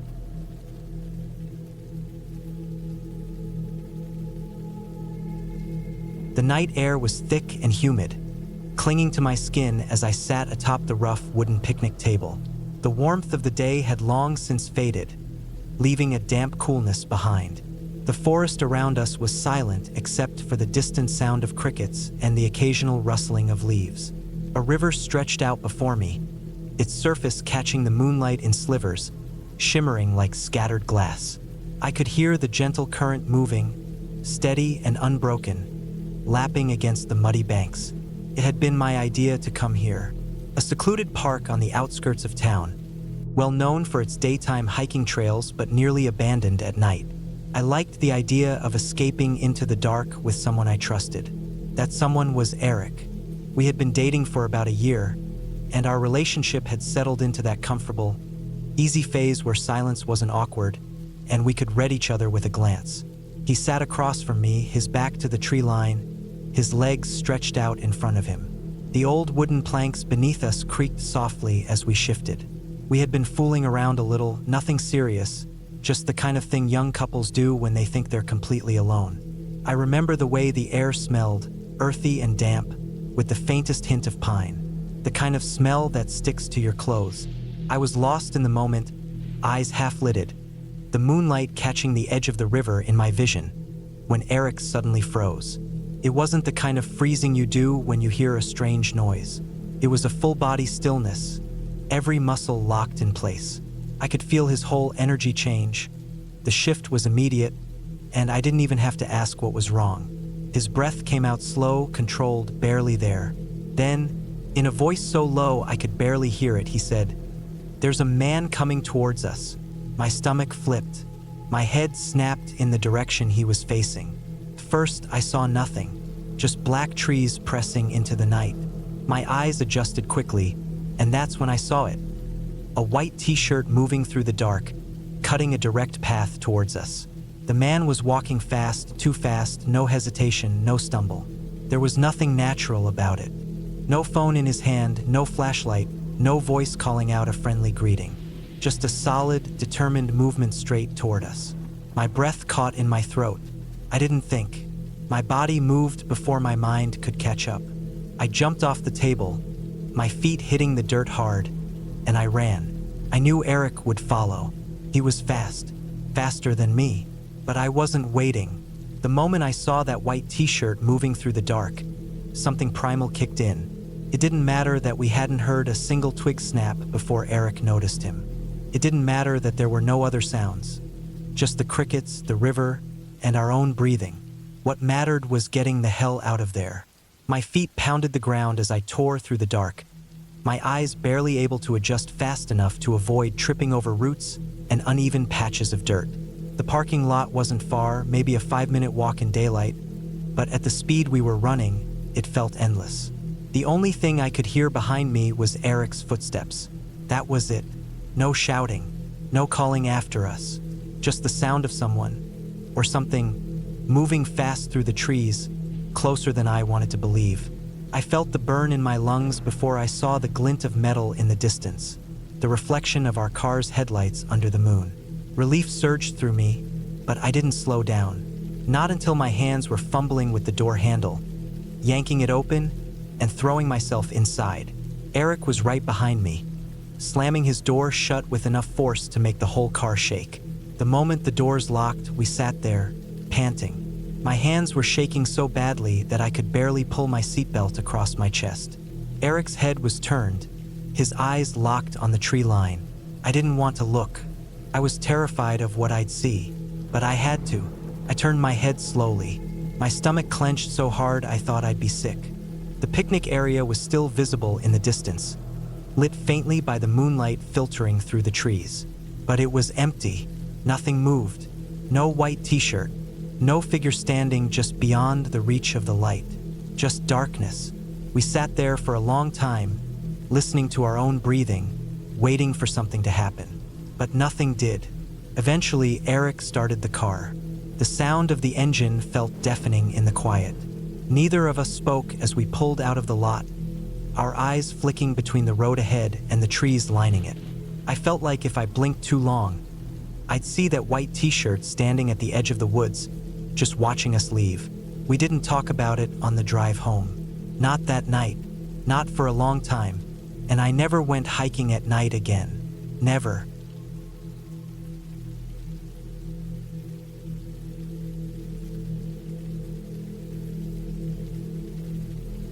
I don't know why I thought it was a good idea to go hiking at night. Maybe it was boredom, or maybe I just wanted to experience something different. Something quiet, away from people. I had done plenty of daytime hikes, but the thought of being alone in the mountains at night felt peaceful. Or at least that's what I told myself. It was late fall, the kind of night where the cold wasn't unbearable, but you felt it creep into your skin if you stood still too long. The mountains stretched dark and endless, and the road leading into the trailhead was empty. No streetlights, no traffic, no other parked cars. Just me and my own bad decisions. As soon as I pulled into the lot, a feeling settled in my gut. Something off. I hadn't even turned off my engine, and I already felt like I was being watched. I glanced around. Nothing but trees and an old wooden sign marking the trail entrance. No movement. No people. I shook it off. Paranoia, I told myself. It happens when you're alone in the dark. It's just your brain messing with you. Still, something made me turn my head to the right, and that's when I saw it. First, I thought it was a tree, a twisted, gnarled shape standing on a small hill about 50 feet away. But then I saw the arms move. No wind, no breeze, just a slow, deliberate motion. And that's when it clicked. It wasn't a tree. It was a person. They were standing so still, like they wanted me to think they weren't there, just watching my car. My whole body went cold. I sat frozen in my seat, gripping the steering wheel. My headlights weren't pointed directly at them, but there was just enough light from the moon to make out the shape. Tall, lanky. The way they held themselves was unnatural, rigid. I couldn't make out a face, but I knew they were staring right at me. I don't know how long I sat there. A few seconds? A minute? My mind raced with excuses. Maybe it was another hiker, maybe some guy just standing there, maybe... No one just stands still like that. Not in the middle of nowhere, not without a reason. And that reason couldn't be good. I felt exposed, vulnerable. My car suddenly didn't feel like protection, just a fragile barrier of glass and metal. I imagined stepping out, locking the doors behind me, walking onto the trail, just like they wanted. Because that's what it felt like they were waiting for me to leave the car. That was enough. I threw the car into reverse, not caring if I was overreacting. My tires crunched against the gravel as I backed out of the lot, heart hammering in my chest. I kept my eyes on the figure the entire time, half expecting them to move, to run at me, to do something. They didn't. They just stood there, watching. I turned the car around and sped back down the mountain road. Only when I was miles away, with the lights of the nearest town in sight, did I finally breathe again. I didn't go hiking that night, and I sure as hell never went back to that park after dark again.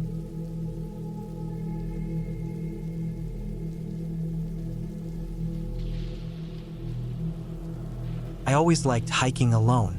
It wasn't that I hated company, but I liked the quiet, the steady rhythm of my footsteps, and the way the forest seemed to open up just for me. It was early fall, and the air had that crispness to it that made every breath feel fresher. The trees were just starting to turn, patches of orange and red breaking through the green. It was the perfect day for a long hike, and I had chosen a lesser-known trail about an hour outside of town. The parking lot was empty when I pulled in. That didn't surprise me. This trail wasn't popular, and it was the middle of the week. I slung my backpack over my shoulders, checked my phone, no service, as expected, and set off. The trail was narrow, winding through the trees with just enough incline to make me feel like I was getting a workout. The only sounds were the crunch of leaves underfoot and the occasional rustle of something small darting through the underbrush. I had been hiking for about an hour when I first noticed it. The sound just barely there. At first, I thought it was an echo of my own footsteps, but it was off, slightly out of sync. I stopped walking. The sound stopped too. I told myself it was just a deer or maybe another hiker further down the trail. Nothing to worry about. I kept walking. The next time I heard it, it was closer. I stopped again, my heart beating a little faster. I turned around, scanning the trees, but there was nothing. Just the dense forest and the shadows stretching across the path. I swallowed and kept walking, but my pace picked up. I wasn't scared yet, just aware. About 15 minutes later, I reached a small clearing where the trees thinned out and sunlight filtered through. I took a break, drank some water, and let my nerves settle. Maybe I had imagined it. Maybe it was just my mind playing tricks on me. But when I turned back to the trail, I saw something that made my stomach drop.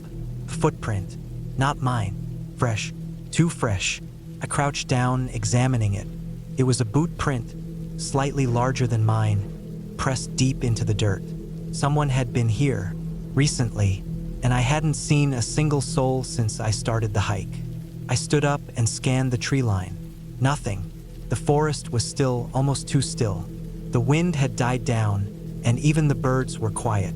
A cold prickle ran down my spine. I wasn't alone. I debated turning back, but something in me resisted. Maybe it was stubbornness. Maybe it was pride. I had come this far, and I wasn't about to let my imagination ruin a perfectly good hike. I shook off the unease and pushed forward. Another 20 minutes passed, and the feeling didn't go away. If anything, it got worse. I started noticing little things. A broken branch that looked like it had been stepped on. Another faint footprint in the dirt. The way the trees seemed too dense, like someone could be hiding just beyond my sight. Then I heard it again. A rustle. Closer this time.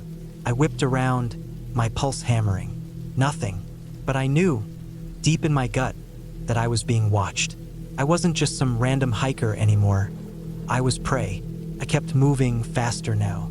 I didn't run. Running felt like a mistake, like it would trigger something. But I walked quickly, my hands clenched into fists. The sun was starting to dip lower, casting long shadows across the trail. Then up ahead I saw it. A figure, crouched low near a tree, half hidden by the brush. My breath caught in my throat. He wasn't moving, just watching. I forced myself to act natural, to keep walking like I hadn't seen him. My mind was racing. My car was miles away. My phone was useless. My only option was to get out of here as fast as possible without making it obvious I was running. I walked past him, my entire body tense. I could feel his eyes on me. The moment I was out of his immediate line of sight, I picked up the pace, my heart pounding so hard I could hear it in my ears. I didn't dare look back. I just moved, each step bringing me closer to the parking lot. The sounds followed me, footsteps, just barely there, keeping pace with mine. He wasn't trying to hide it anymore. He wanted me to know he was there. I broke into a jog, my breath coming in sharp gasps. The trees blurred past me, my body screaming at me to run faster. My legs ached, but I didn't stop. Couldn't stop. I didn't know what he wanted, but I knew it wasn't good. Then, finally, I saw it, the break in the trees, the gravel of the parking lot beyond. My car. My lifeline. I sprinted. I fumbled for my keys before I even reached the door, my fingers trembling so badly I nearly dropped them. I yanked the door open, threw myself inside, and slammed the lock down. For a second, I just sat there, gasping for breath, my hands shaking on the steering wheel. Then, slowly, I turned my head and looked back at the trail. He was standing just at the tree line, half shrouded in shadow, watching me. I didn't wait. I started the car and tore out of there, gravel kicking up behind me. I didn't look back again. I never went back to that trail, never even drove past it. I don't know what would have happened if I had been slower, if I had hesitated. I don't know who he was or what he wanted, but I do know one thing. He was waiting for someone, and that day it was me.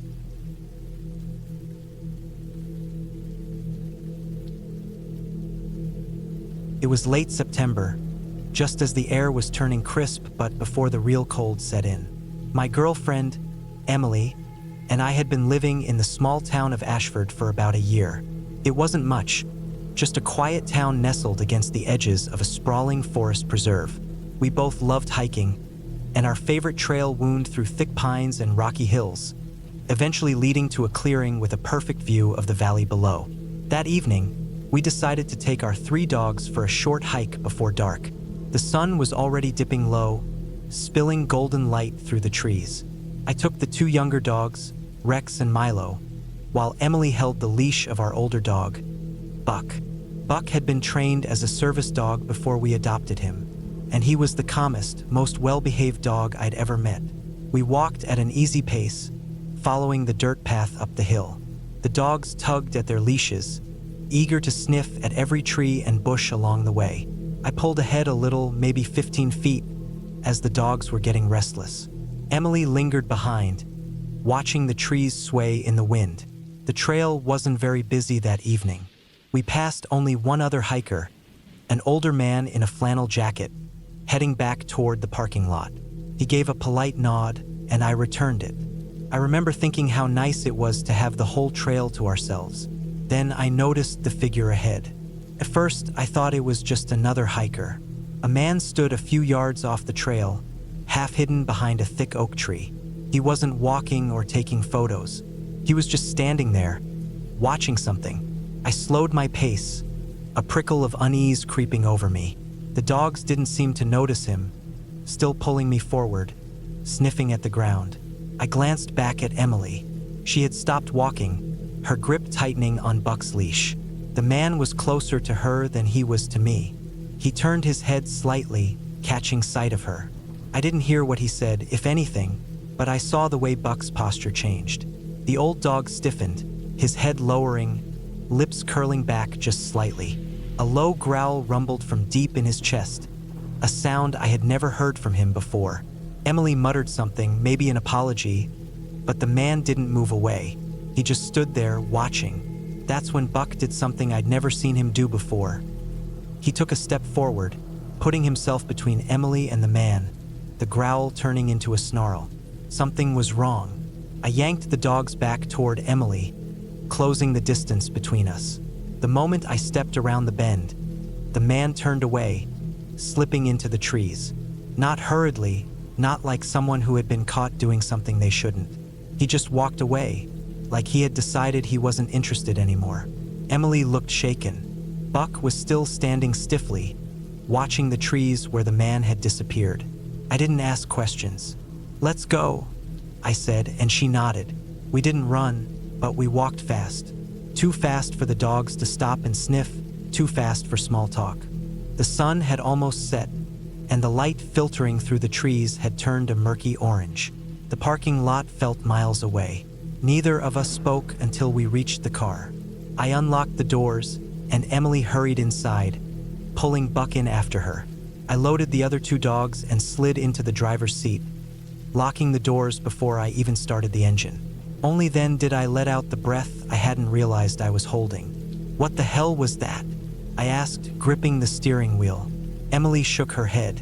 "I don't know. He was just standing there, staring at that house through the trees.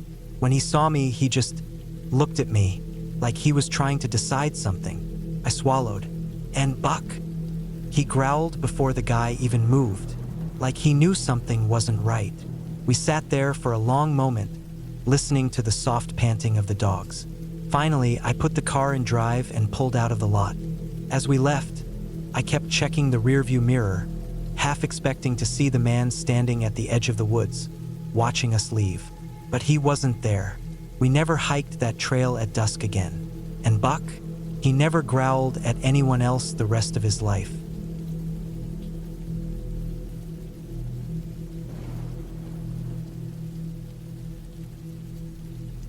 It was the kind of night where the air felt too still, too heavy.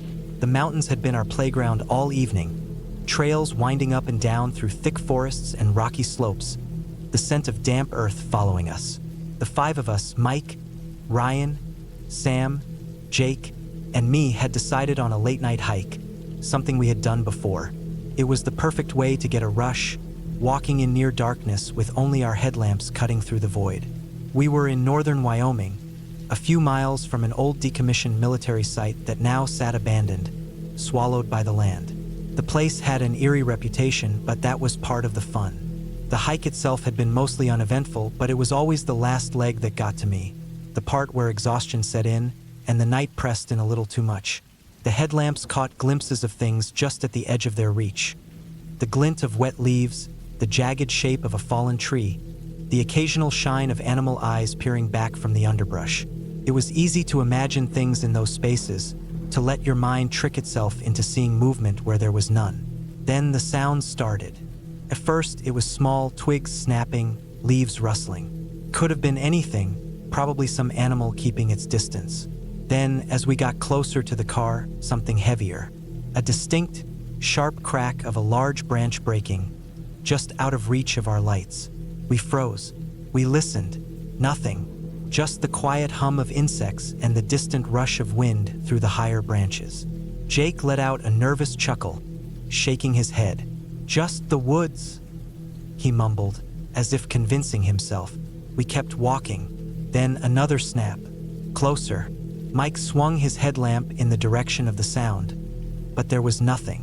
Just black trees standing still, shadows stretching long and empty between them. My heart picked up a little, a slow, creeping anxiety wrapping itself around me. I wasn't alone in that feeling. I could tell by the way Sam started walking a little faster, by the way Jake kept glancing over his shoulder. We reached the clearing where we had parked, our SUV sitting under a sliver of moonlight, and that was when my stomach dropped. There were prints, all over it. Not just footprints, handprints too, dragging, streaking across the dusty windows and metal. They were massive, far too big to be ours, far too uneven to be human. Some had long, smeared streaks, as if whatever had made them had been pulling itself along. The dust had made them almost perfect, catching every ridge, every detail. "Jesus Christ," Ryan muttered, stepping forward but hesitating before touching the car. It looked staged. It had to be. Someone messing with us, maybe some guys from the base who knew hikers came through. But the detail, the dragging, made my skin crawl. Sam exhaled sharply. "You think it's some prank?" I wanted to say yes. I wanted to say something rational, to put a reason behind the churning in my gut. But my mind kept going back to the sounds in the woods, the way they had followed us. Jake wiped a shaking hand down his face. "Let's just go." We checked the car. Nothing was broken, nothing taken, just those prints. I ran my fingers over one of the streaks. It was deep, etched into the dust like someone had pressed down hard before dragging their fingers. My skin prickled at the thought of how recently it must have been done, how we had only been gone for a couple of hours. Mike started the engine, and we piled in, the doors shutting with heavy finality. I could still see the prints through the glass, distorting in the reflection of the dashboard lights. No one spoke. The silence felt thick, pressing down on us. As we pulled out of the lot, our headlights caught the edge of the tree line, and for a split second, I thought I saw something move. Just a shift, a flicker of something too large, too upright to be an animal. But by the time I turned my head, it was gone. We drove fast. No one wanted to linger, to sit in that silence for too long. The road twisted through the mountains, shadows stretching long in our rearview mirror. The next morning, I checked the car. The prints were gone. Not smeared, not washed away, just gone. The dust on the windows was untouched, as if nothing had ever been there to begin with. I never went back to that trail, and I never found an answer that made sense. Maybe it was a prank. Maybe it was just some guys from the old base having fun at our expense. But I don't think so. I don't think so at all.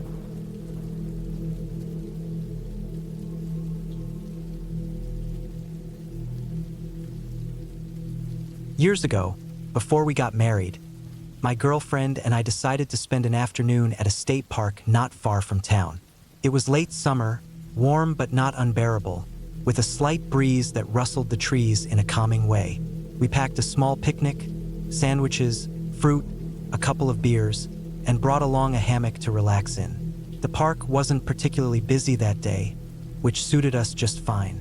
We found a spot off one of the less traveled trails, about a 15-minute walk from the main parking area. There, nestled between a couple of sturdy trees, we set up our hammock.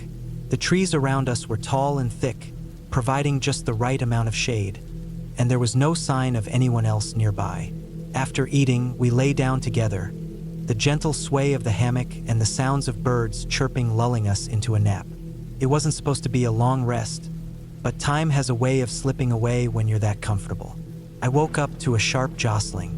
My girlfriend had her hand on my chest, her other hand pressed to her lips, signaling for silence. The air felt different, heavier almost.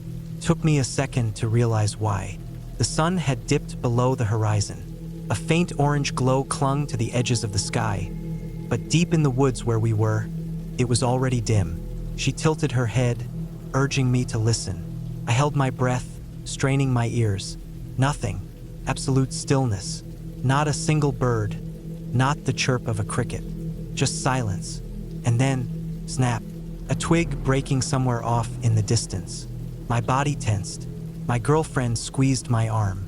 Another long pause. Then, another sound. Closer. A shuffle of leaves. Quick but deliberate. We stayed as still as possible, our breaths shallow.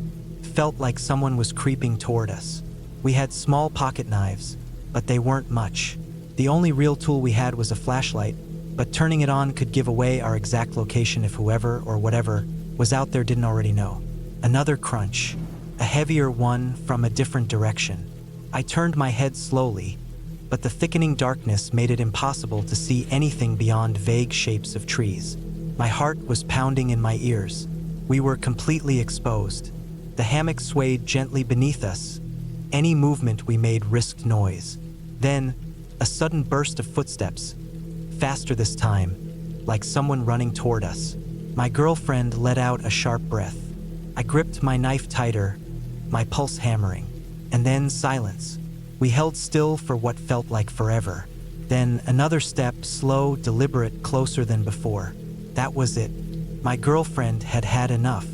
"We know you're out there," she shouted, her voice firm but shaken.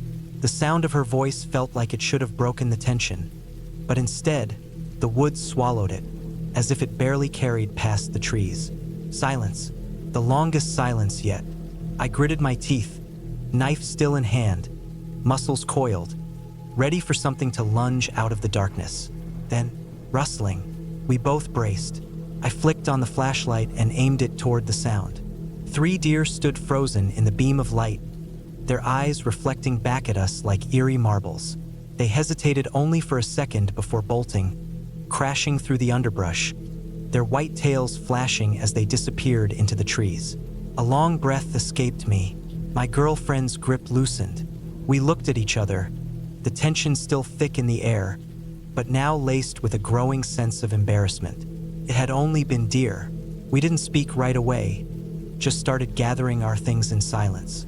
The fear had been real. The stillness of the woods had been real, but we had let our imaginations twist it into something else. As we walked back to the car, the normal sounds of the forest returned. Crickets, distant hoots of an owl, the rustling of leaves in the wind. Neither of us laughed about it until we were on the road, headlights cutting through the night. It was ridiculous in hindsight, but in that moment, in the thick of the woods, with the light fading and the world holding its breath, it had been real. And even now, I still remember the way that silence had felt, pressing down, watching, waiting.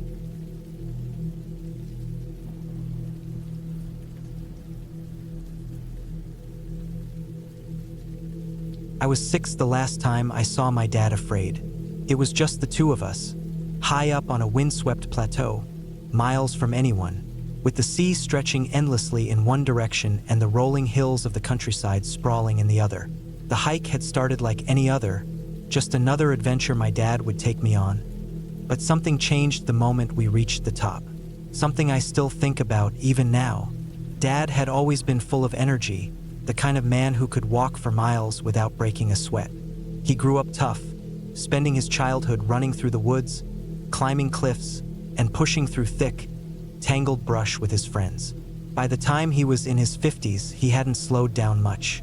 If anything, he still moved with the same relentless enthusiasm, and I was just along for the ride.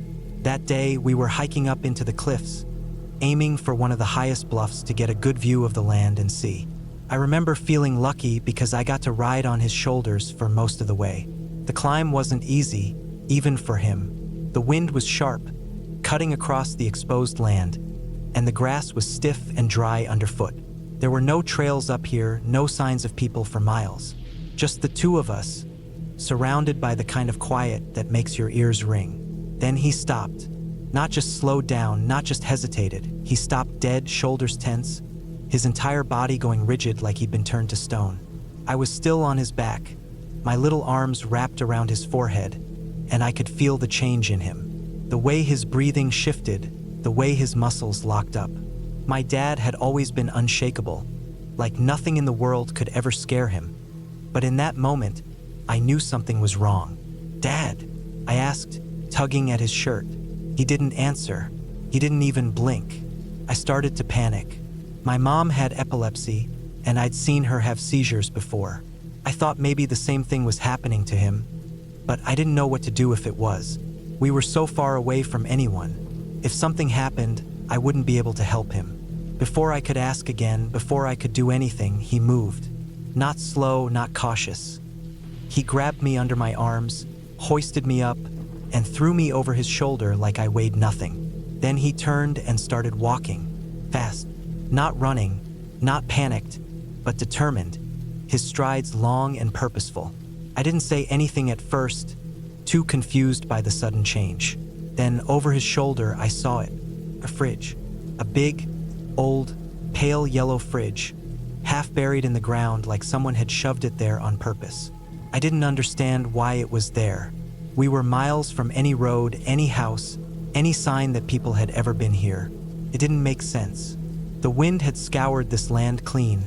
The grass was short and stiff, and yet there it was, a refrigerator out here in the middle of nowhere. I didn't know what I was looking at, but my dad did. He didn't stop. He didn't even slow down.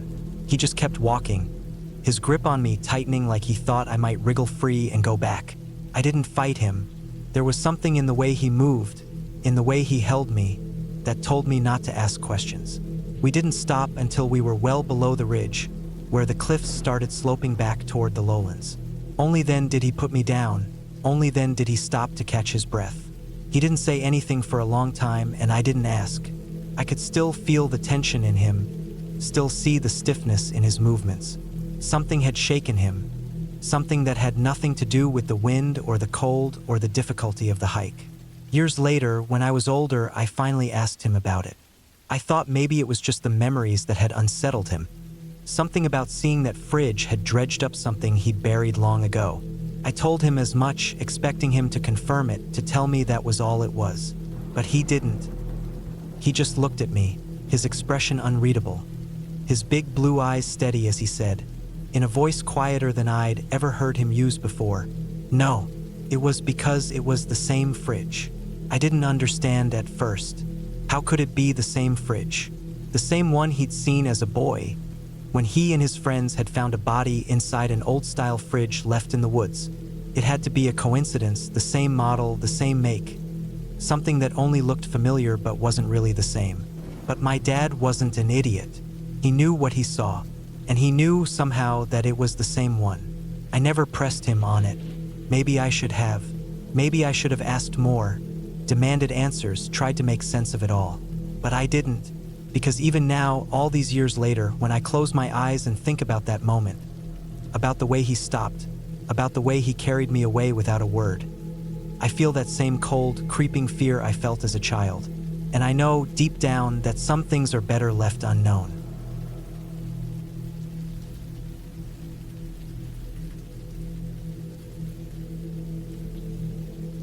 It was 2012, late summer, just cool enough at night to need a light jacket, but still warm enough that you could walk for hours without feeling cold.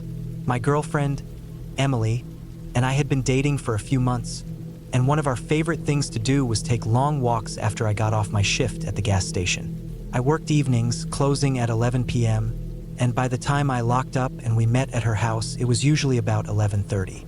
Our town was small, barely anything there, and most nights were dead silent except for the occasional car passing through on the highway. We liked it that way. We would walk everywhere, through the empty streets, past the silent houses, down the country roads lined with cornfields.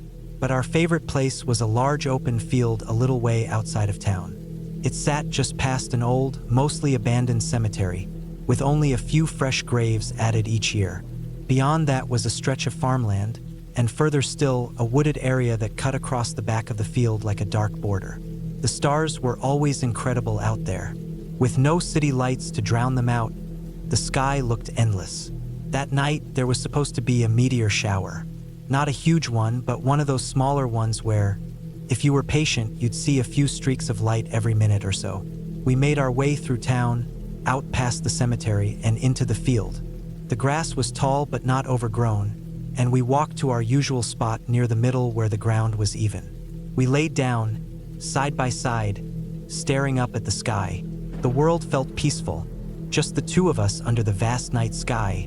Nothing but the sound of crickets and the occasional rustling in the trees. Maybe an hour passed before we heard it. At first, it was just a faint sound, something moving in the tree line. That wasn't unusual.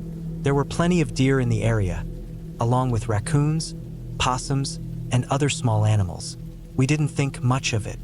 But then the noises got louder. Branches snapping, heavy movement. Something big was in there. I sat up, listening, my heart starting to beat a little faster. Emily noticed it too. She grabbed my arm. The noise wasn't just movement. There was a deep, guttural grunting sound. Something almost like a growl, but not quite. It had weight to it. A second later, something massive stepped out from the trees. I froze. It was a buck, easily the biggest I had ever seen. His antlers were massive, like something out of a hunting magazine, thick and sharp, his body heavy and muscular. His eyes locked onto us, and he stood there, completely still. I could feel my pulse in my throat. Bucks can be unpredictable. Most of the time, they'll run if they see people, but during the rut, mating season, they can be aggressive, even charge if they feel threatened. And this one didn't look scared. Emily and I sat there, unmoving. The buck took a slow step forward, then another. His hooves crunched against the dry grass. My mind was racing. If he charged, we had nowhere to go. Running wouldn't work, he was faster. Climbing a tree wasn't an option. The closest ones were too far away. Lying still and hoping he lost interest seemed like our only choice. The grunting sound came again, deep in his throat. He took another step, then stopped. I didn't breathe. I don't think Emily did either. The buck stood there for what felt like forever, staring us down. I could see the rise and fall of his chest, the way his ears flicked slightly, listening. And then, Just as silently as he had come, he turned. One slow step, then another, then he walked back into the trees. We didn't move for several minutes. I could still hear my heartbeat pounding in my ears. Finally, I exhaled. Emily did too. We got up, moving as quietly as we could, and walked out of the field. Neither of us spoke. We just kept walking, past the cemetery, back into town, all the way to her house. It wasn't until we were safely inside that I realized how tense my body had been, my muscles aching from how tightly I had been holding myself. We didn't go back to the field for a few days. When we did, it was during daylight, and even then, we stayed close to the edge. We never saw the buck again, but I never forgot the way he looked at us, how close he had come. Some things don't need to be supernatural to be terrifying. Sometimes nature itself is enough.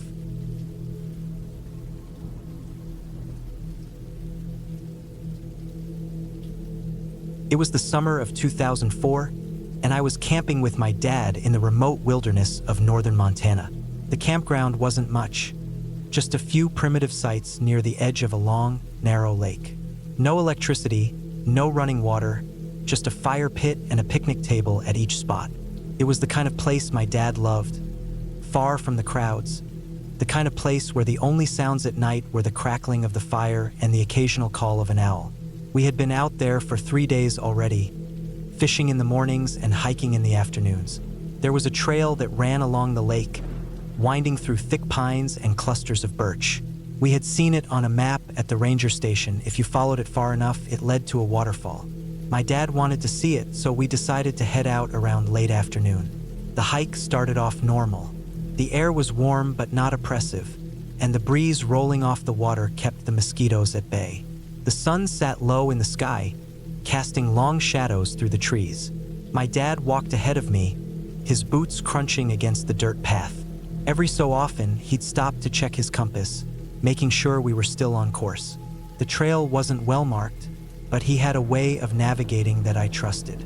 About halfway to the waterfall, we spotted something off to the side of the trail. A pile of logs and branches, like someone had been clearing out the underbrush.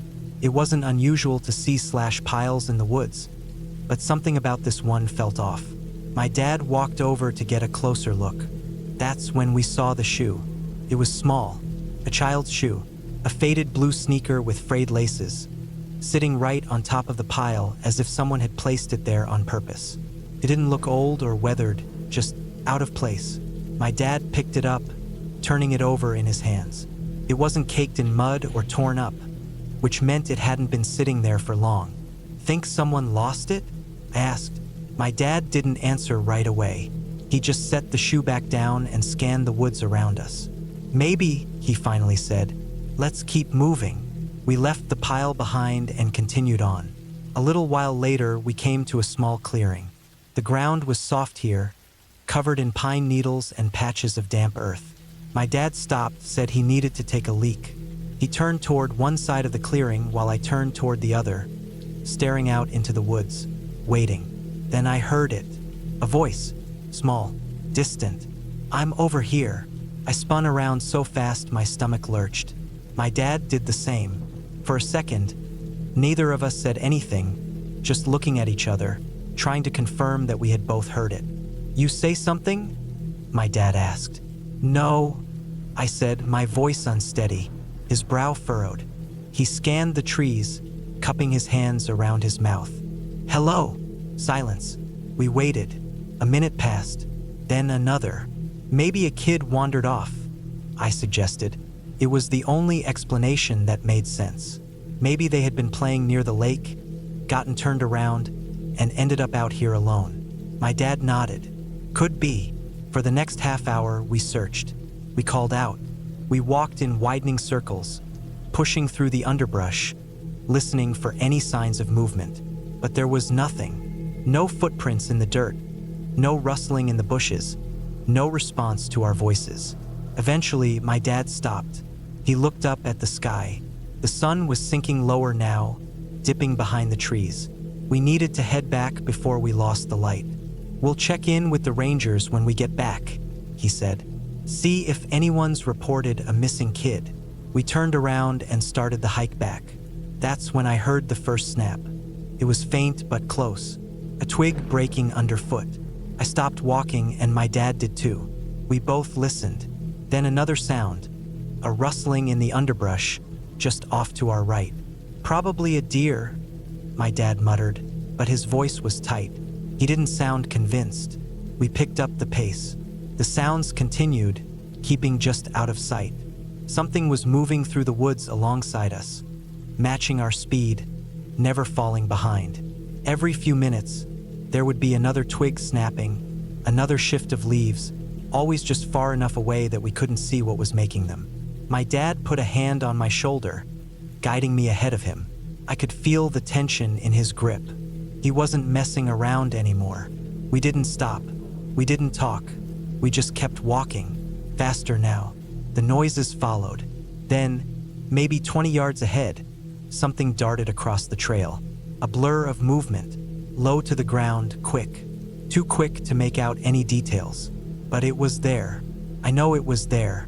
My dad saw it too. He didn't say a word, he just grabbed my arm and broke into a full sprint. We ran. The campground wasn't far, but it felt like it took forever to reach it. My lungs burned. My legs ached. But we didn't stop. Not until we broke through the trees and into the clearing where our tent was pitched. Only then did my dad turn around, eyes scanning the darkening woods behind us. Nothing. Just trees. Just silence. That night, we sat by the fire, neither of us saying much.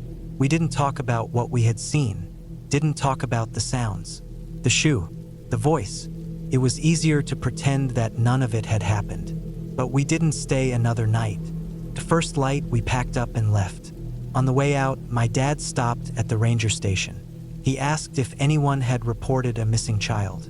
The ranger gave him a puzzled look and shook his head. "No reports," he said. "Not in years." We never went back to that campground again.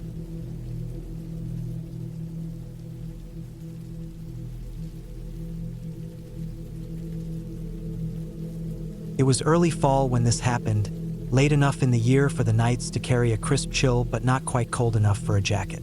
I had been going out for late-night walks for years, a habit that started when I was a restless teenager. There was something peaceful about wandering through the quiet streets when the rest of the world was asleep. That night, I left my apartment at around 1:30 a.m., earbuds in, hands in my pockets. I lived in a small town, not the kind where everybody knows everybody, but small enough that I recognized most of the streets like the back of my hand. My usual route took me through the outskirts of the residential areas, where the houses were spaced farther apart and streetlights were less frequent. I liked it that way. Fewer people, fewer distractions. For the first half hour, everything was normal.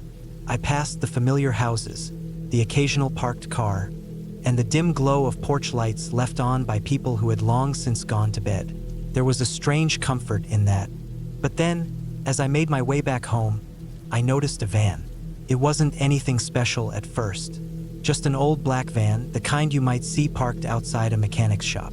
It came down the street slowly, its headlights casting long beams ahead. I didn't think much of it.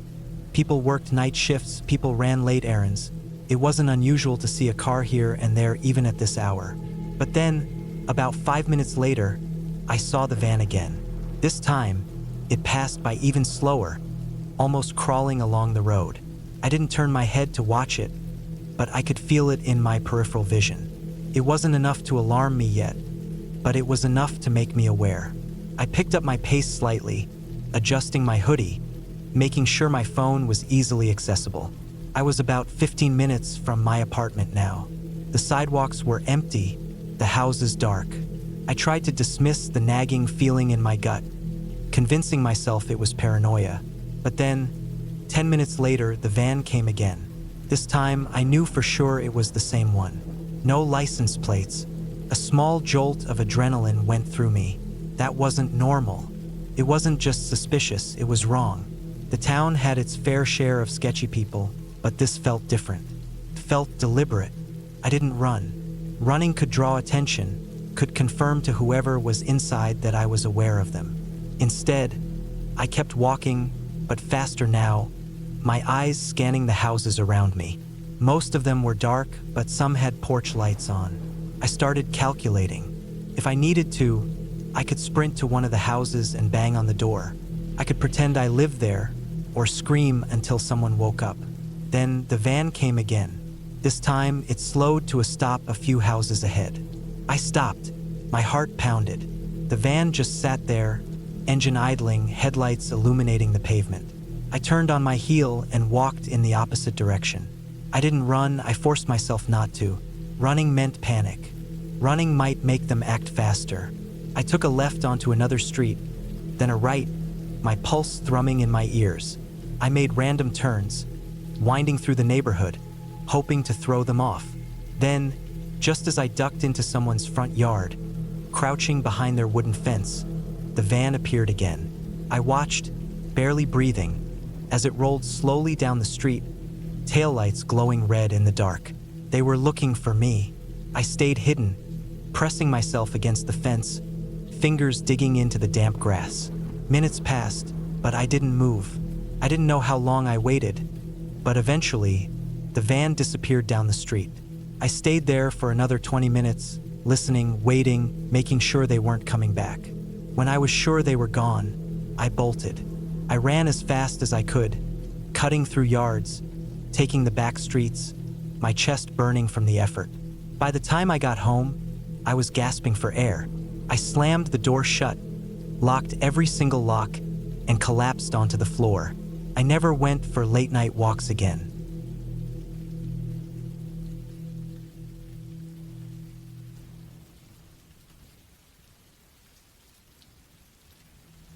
I've lived in this town for my whole life. It's small, one of those places that barely makes it onto a map, surrounded by miles and miles of dense forest. The woods here aren't like the ones you see in pictures. No neat trails, no scenic overlooks, just endless, tangled trees that swallow the light when the sun goes down. I hike out there often, sometimes staying out so late that I get to watch the sunrise through the trees. It's peaceful in a way that only solitude can be. But there was one night, about 6 years ago, when I found something that made me rethink everything I thought I knew about these woods. It was late, maybe 2 or 3 in the morning. I don't usually check my phone when I hike because I like to disconnect, but I knew it was well past midnight. The air was cool, and the only sounds were my footsteps on the leaf-covered ground and the occasional rustle of some unseen animal. I had wandered off my usual path, cutting deeper into the forest, but I wasn't worried. I knew these woods better than I knew the streets of my own town. That's when I saw it. At first, I thought my eyes were playing tricks on me. The trees thinned out into a small clearing, and right in the middle of it was what I could only describe as a shanty town. A cluster of makeshift shelters, some barely standing, were haphazardly put together from sheets of rusted metal, tarps, and old bed sheets strung between trees. There was a fire pit made from an old tire, and it still burned with smoldering embers, casting flickering shadows across the clearing. But the weird part? There was no one there. I stood at the edge of the clearing, listening. Nothing. No movement. No voices. Just silence. Felt wrong. Someone had taken the time to build this place, to get a fire going, and then what? Left it burning while they disappeared into the night? From the look of it, this place could hold at least a dozen people. There were blankets, plastic containers, even a few personal belongings scattered around. I took a few cautious steps forward, my boots crunching against the dirt. The air smelled like burnt plastic, probably from whatever they had used to start the fire. I tried to tell myself that maybe they had just stepped away. Maybe they were out gathering food or something, but I didn't believe that. Not at this hour, and not with the fire still burning. I walked through the clearing slowly, stepping around the shelters. Up close, they were even worse than they looked from a distance. Some were barely more than piles of scrap leaned up against trees. Others had sagging roofs held together by frayed rope. I peeked inside one, an old tarp draped over a collapsed frame of branches. Inside, there was a sleeping bag, half-zipped, as if someone had been lying there and just got up.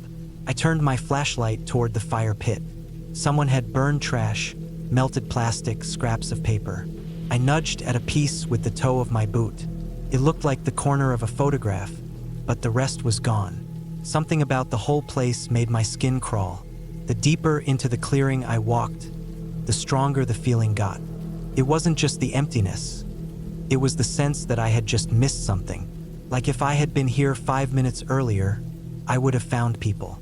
But where the hell did they go? I checked my phone. No service. Typical. I considered taking a picture, but something stopped me. It felt like I wasn't supposed to document this. Like I wasn't supposed to be here at all. Then I heard it. Not a voice, not footsteps, but a sound so faint I almost thought I imagined it. It was a whispering kind of rustling, like leaves shifting in the wind, but there was no wind. I turned toward the trees beyond the clearing, scanning with my flashlight. Nothing, but the feeling in my gut told me I wasn't alone. I took a slow step back, then another. I didn't run. I didn't want to. Running would make noise. Running would confirm that I was afraid. Instead, I walked, keeping my pace even, heading back the way I came. My heart pounded, my body tensed, but I didn't look back. It felt like it took forever to get back to the main path, though in reality, it was probably only a few minutes. When I finally saw the familiar bend in the trail, I let out a breath I hadn't realized I was holding. I picked up my pace then, walking faster, resisting the urge to break into a sprint. I didn't slow down until I was out of the trees, back on the outskirts of town where the streetlights glowed in the distance. I didn't tell anyone about it for a long time. It felt like one of those things that was better left alone. A couple of years later, I finally worked up the nerve to go back to that part of the woods in daylight. But when I reached the clearing, there was nothing there. No shanties, no fire pit, just trees and grass, like nothing had ever been there at all. I don't know who built that place or why they left so suddenly. I don't know if they ever came back. All I know is that I never saw anything like it again. But sometimes when I go hiking late at night, I still get that feeling, that sense that I just missed something. That if I had been there 5 minutes earlier, I might have seen something I wasn't supposed to see.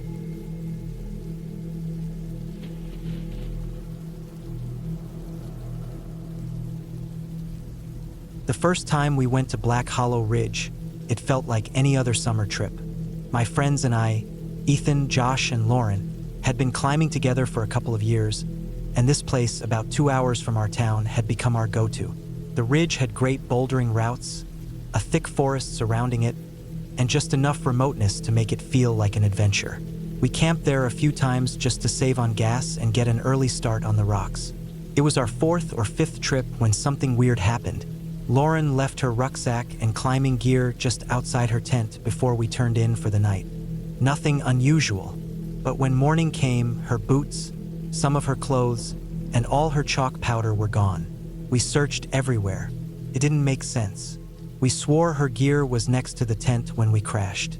The idea of someone sneaking into our camp while we slept made my skin crawl, but we didn't want to believe it was theft. Maybe she left it near the boulders and an animal took it? Maybe she dropped something on the hike in? We found no tracks, no signs of a struggle, just empty space where her stuff used to be. We moved on, got new gear, kept coming back to the ridge. Over time, the whole thing faded into a strange little mystery. Nothing more. Then, a year later, everything changed. We had set up camp in our usual clearing. It was pitch black except for the fire. The air was cool, the trees towering around us in quiet silhouettes. We sat around, eating and drinking, tired but satisfied after a long day of climbing. At some point, I got up and walked a little into the trees to take a leak, not too far, just enough to be out of sight. The fire cast long shadows between the trunks, flickering just beyond my view. That's when I saw him, flat on the ground, still, watching us, a man in a ghillie suit. It took a second for my brain to process what I was looking at. The suit blended almost perfectly into the brush, and if I hadn't stopped where I did, I might never have noticed him at all. He was lying on his stomach, facing the camp, head slightly raised, staring, my whole body locked up. My heart slammed in my chest. Couldn't breathe. Then he moved, not fast at first, just a slow turn of his head. Our eyes met. For half a second, neither of us did anything. And then he bolted. 1 second he was there, the next he was on his feet, sprinting deeper into the trees, vanishing into the black. I don't know how long I stood there. My breath came in short, sharp gasps. My body screamed at me to move, but I couldn't. My legs were jelly. My mind was a tangled mess of terror and confusion. When I finally forced myself back to the fire, my friends saw my face and immediately knew something was wrong. I didn't know how to tell them what I had just seen. I managed to get the words out, voice shaking, hands ice cold. We packed up and left that night. We weren't going to wait around to see if he came back. None of us spoke much on the drive home. The silence was heavy, thick with the unspoken thought running through all our heads. Had he been watching us before? Had he been there last year? Had he been the one who took Lauren's gear? I don't know why he was there. I don't know how long he had been watching us or what he wanted. And honestly, I don't want to know. We never went back to Black Hollow Ridge. Whatever was in those woods, whoever he was, he wanted to stay hidden. And I hope to God we never see him again.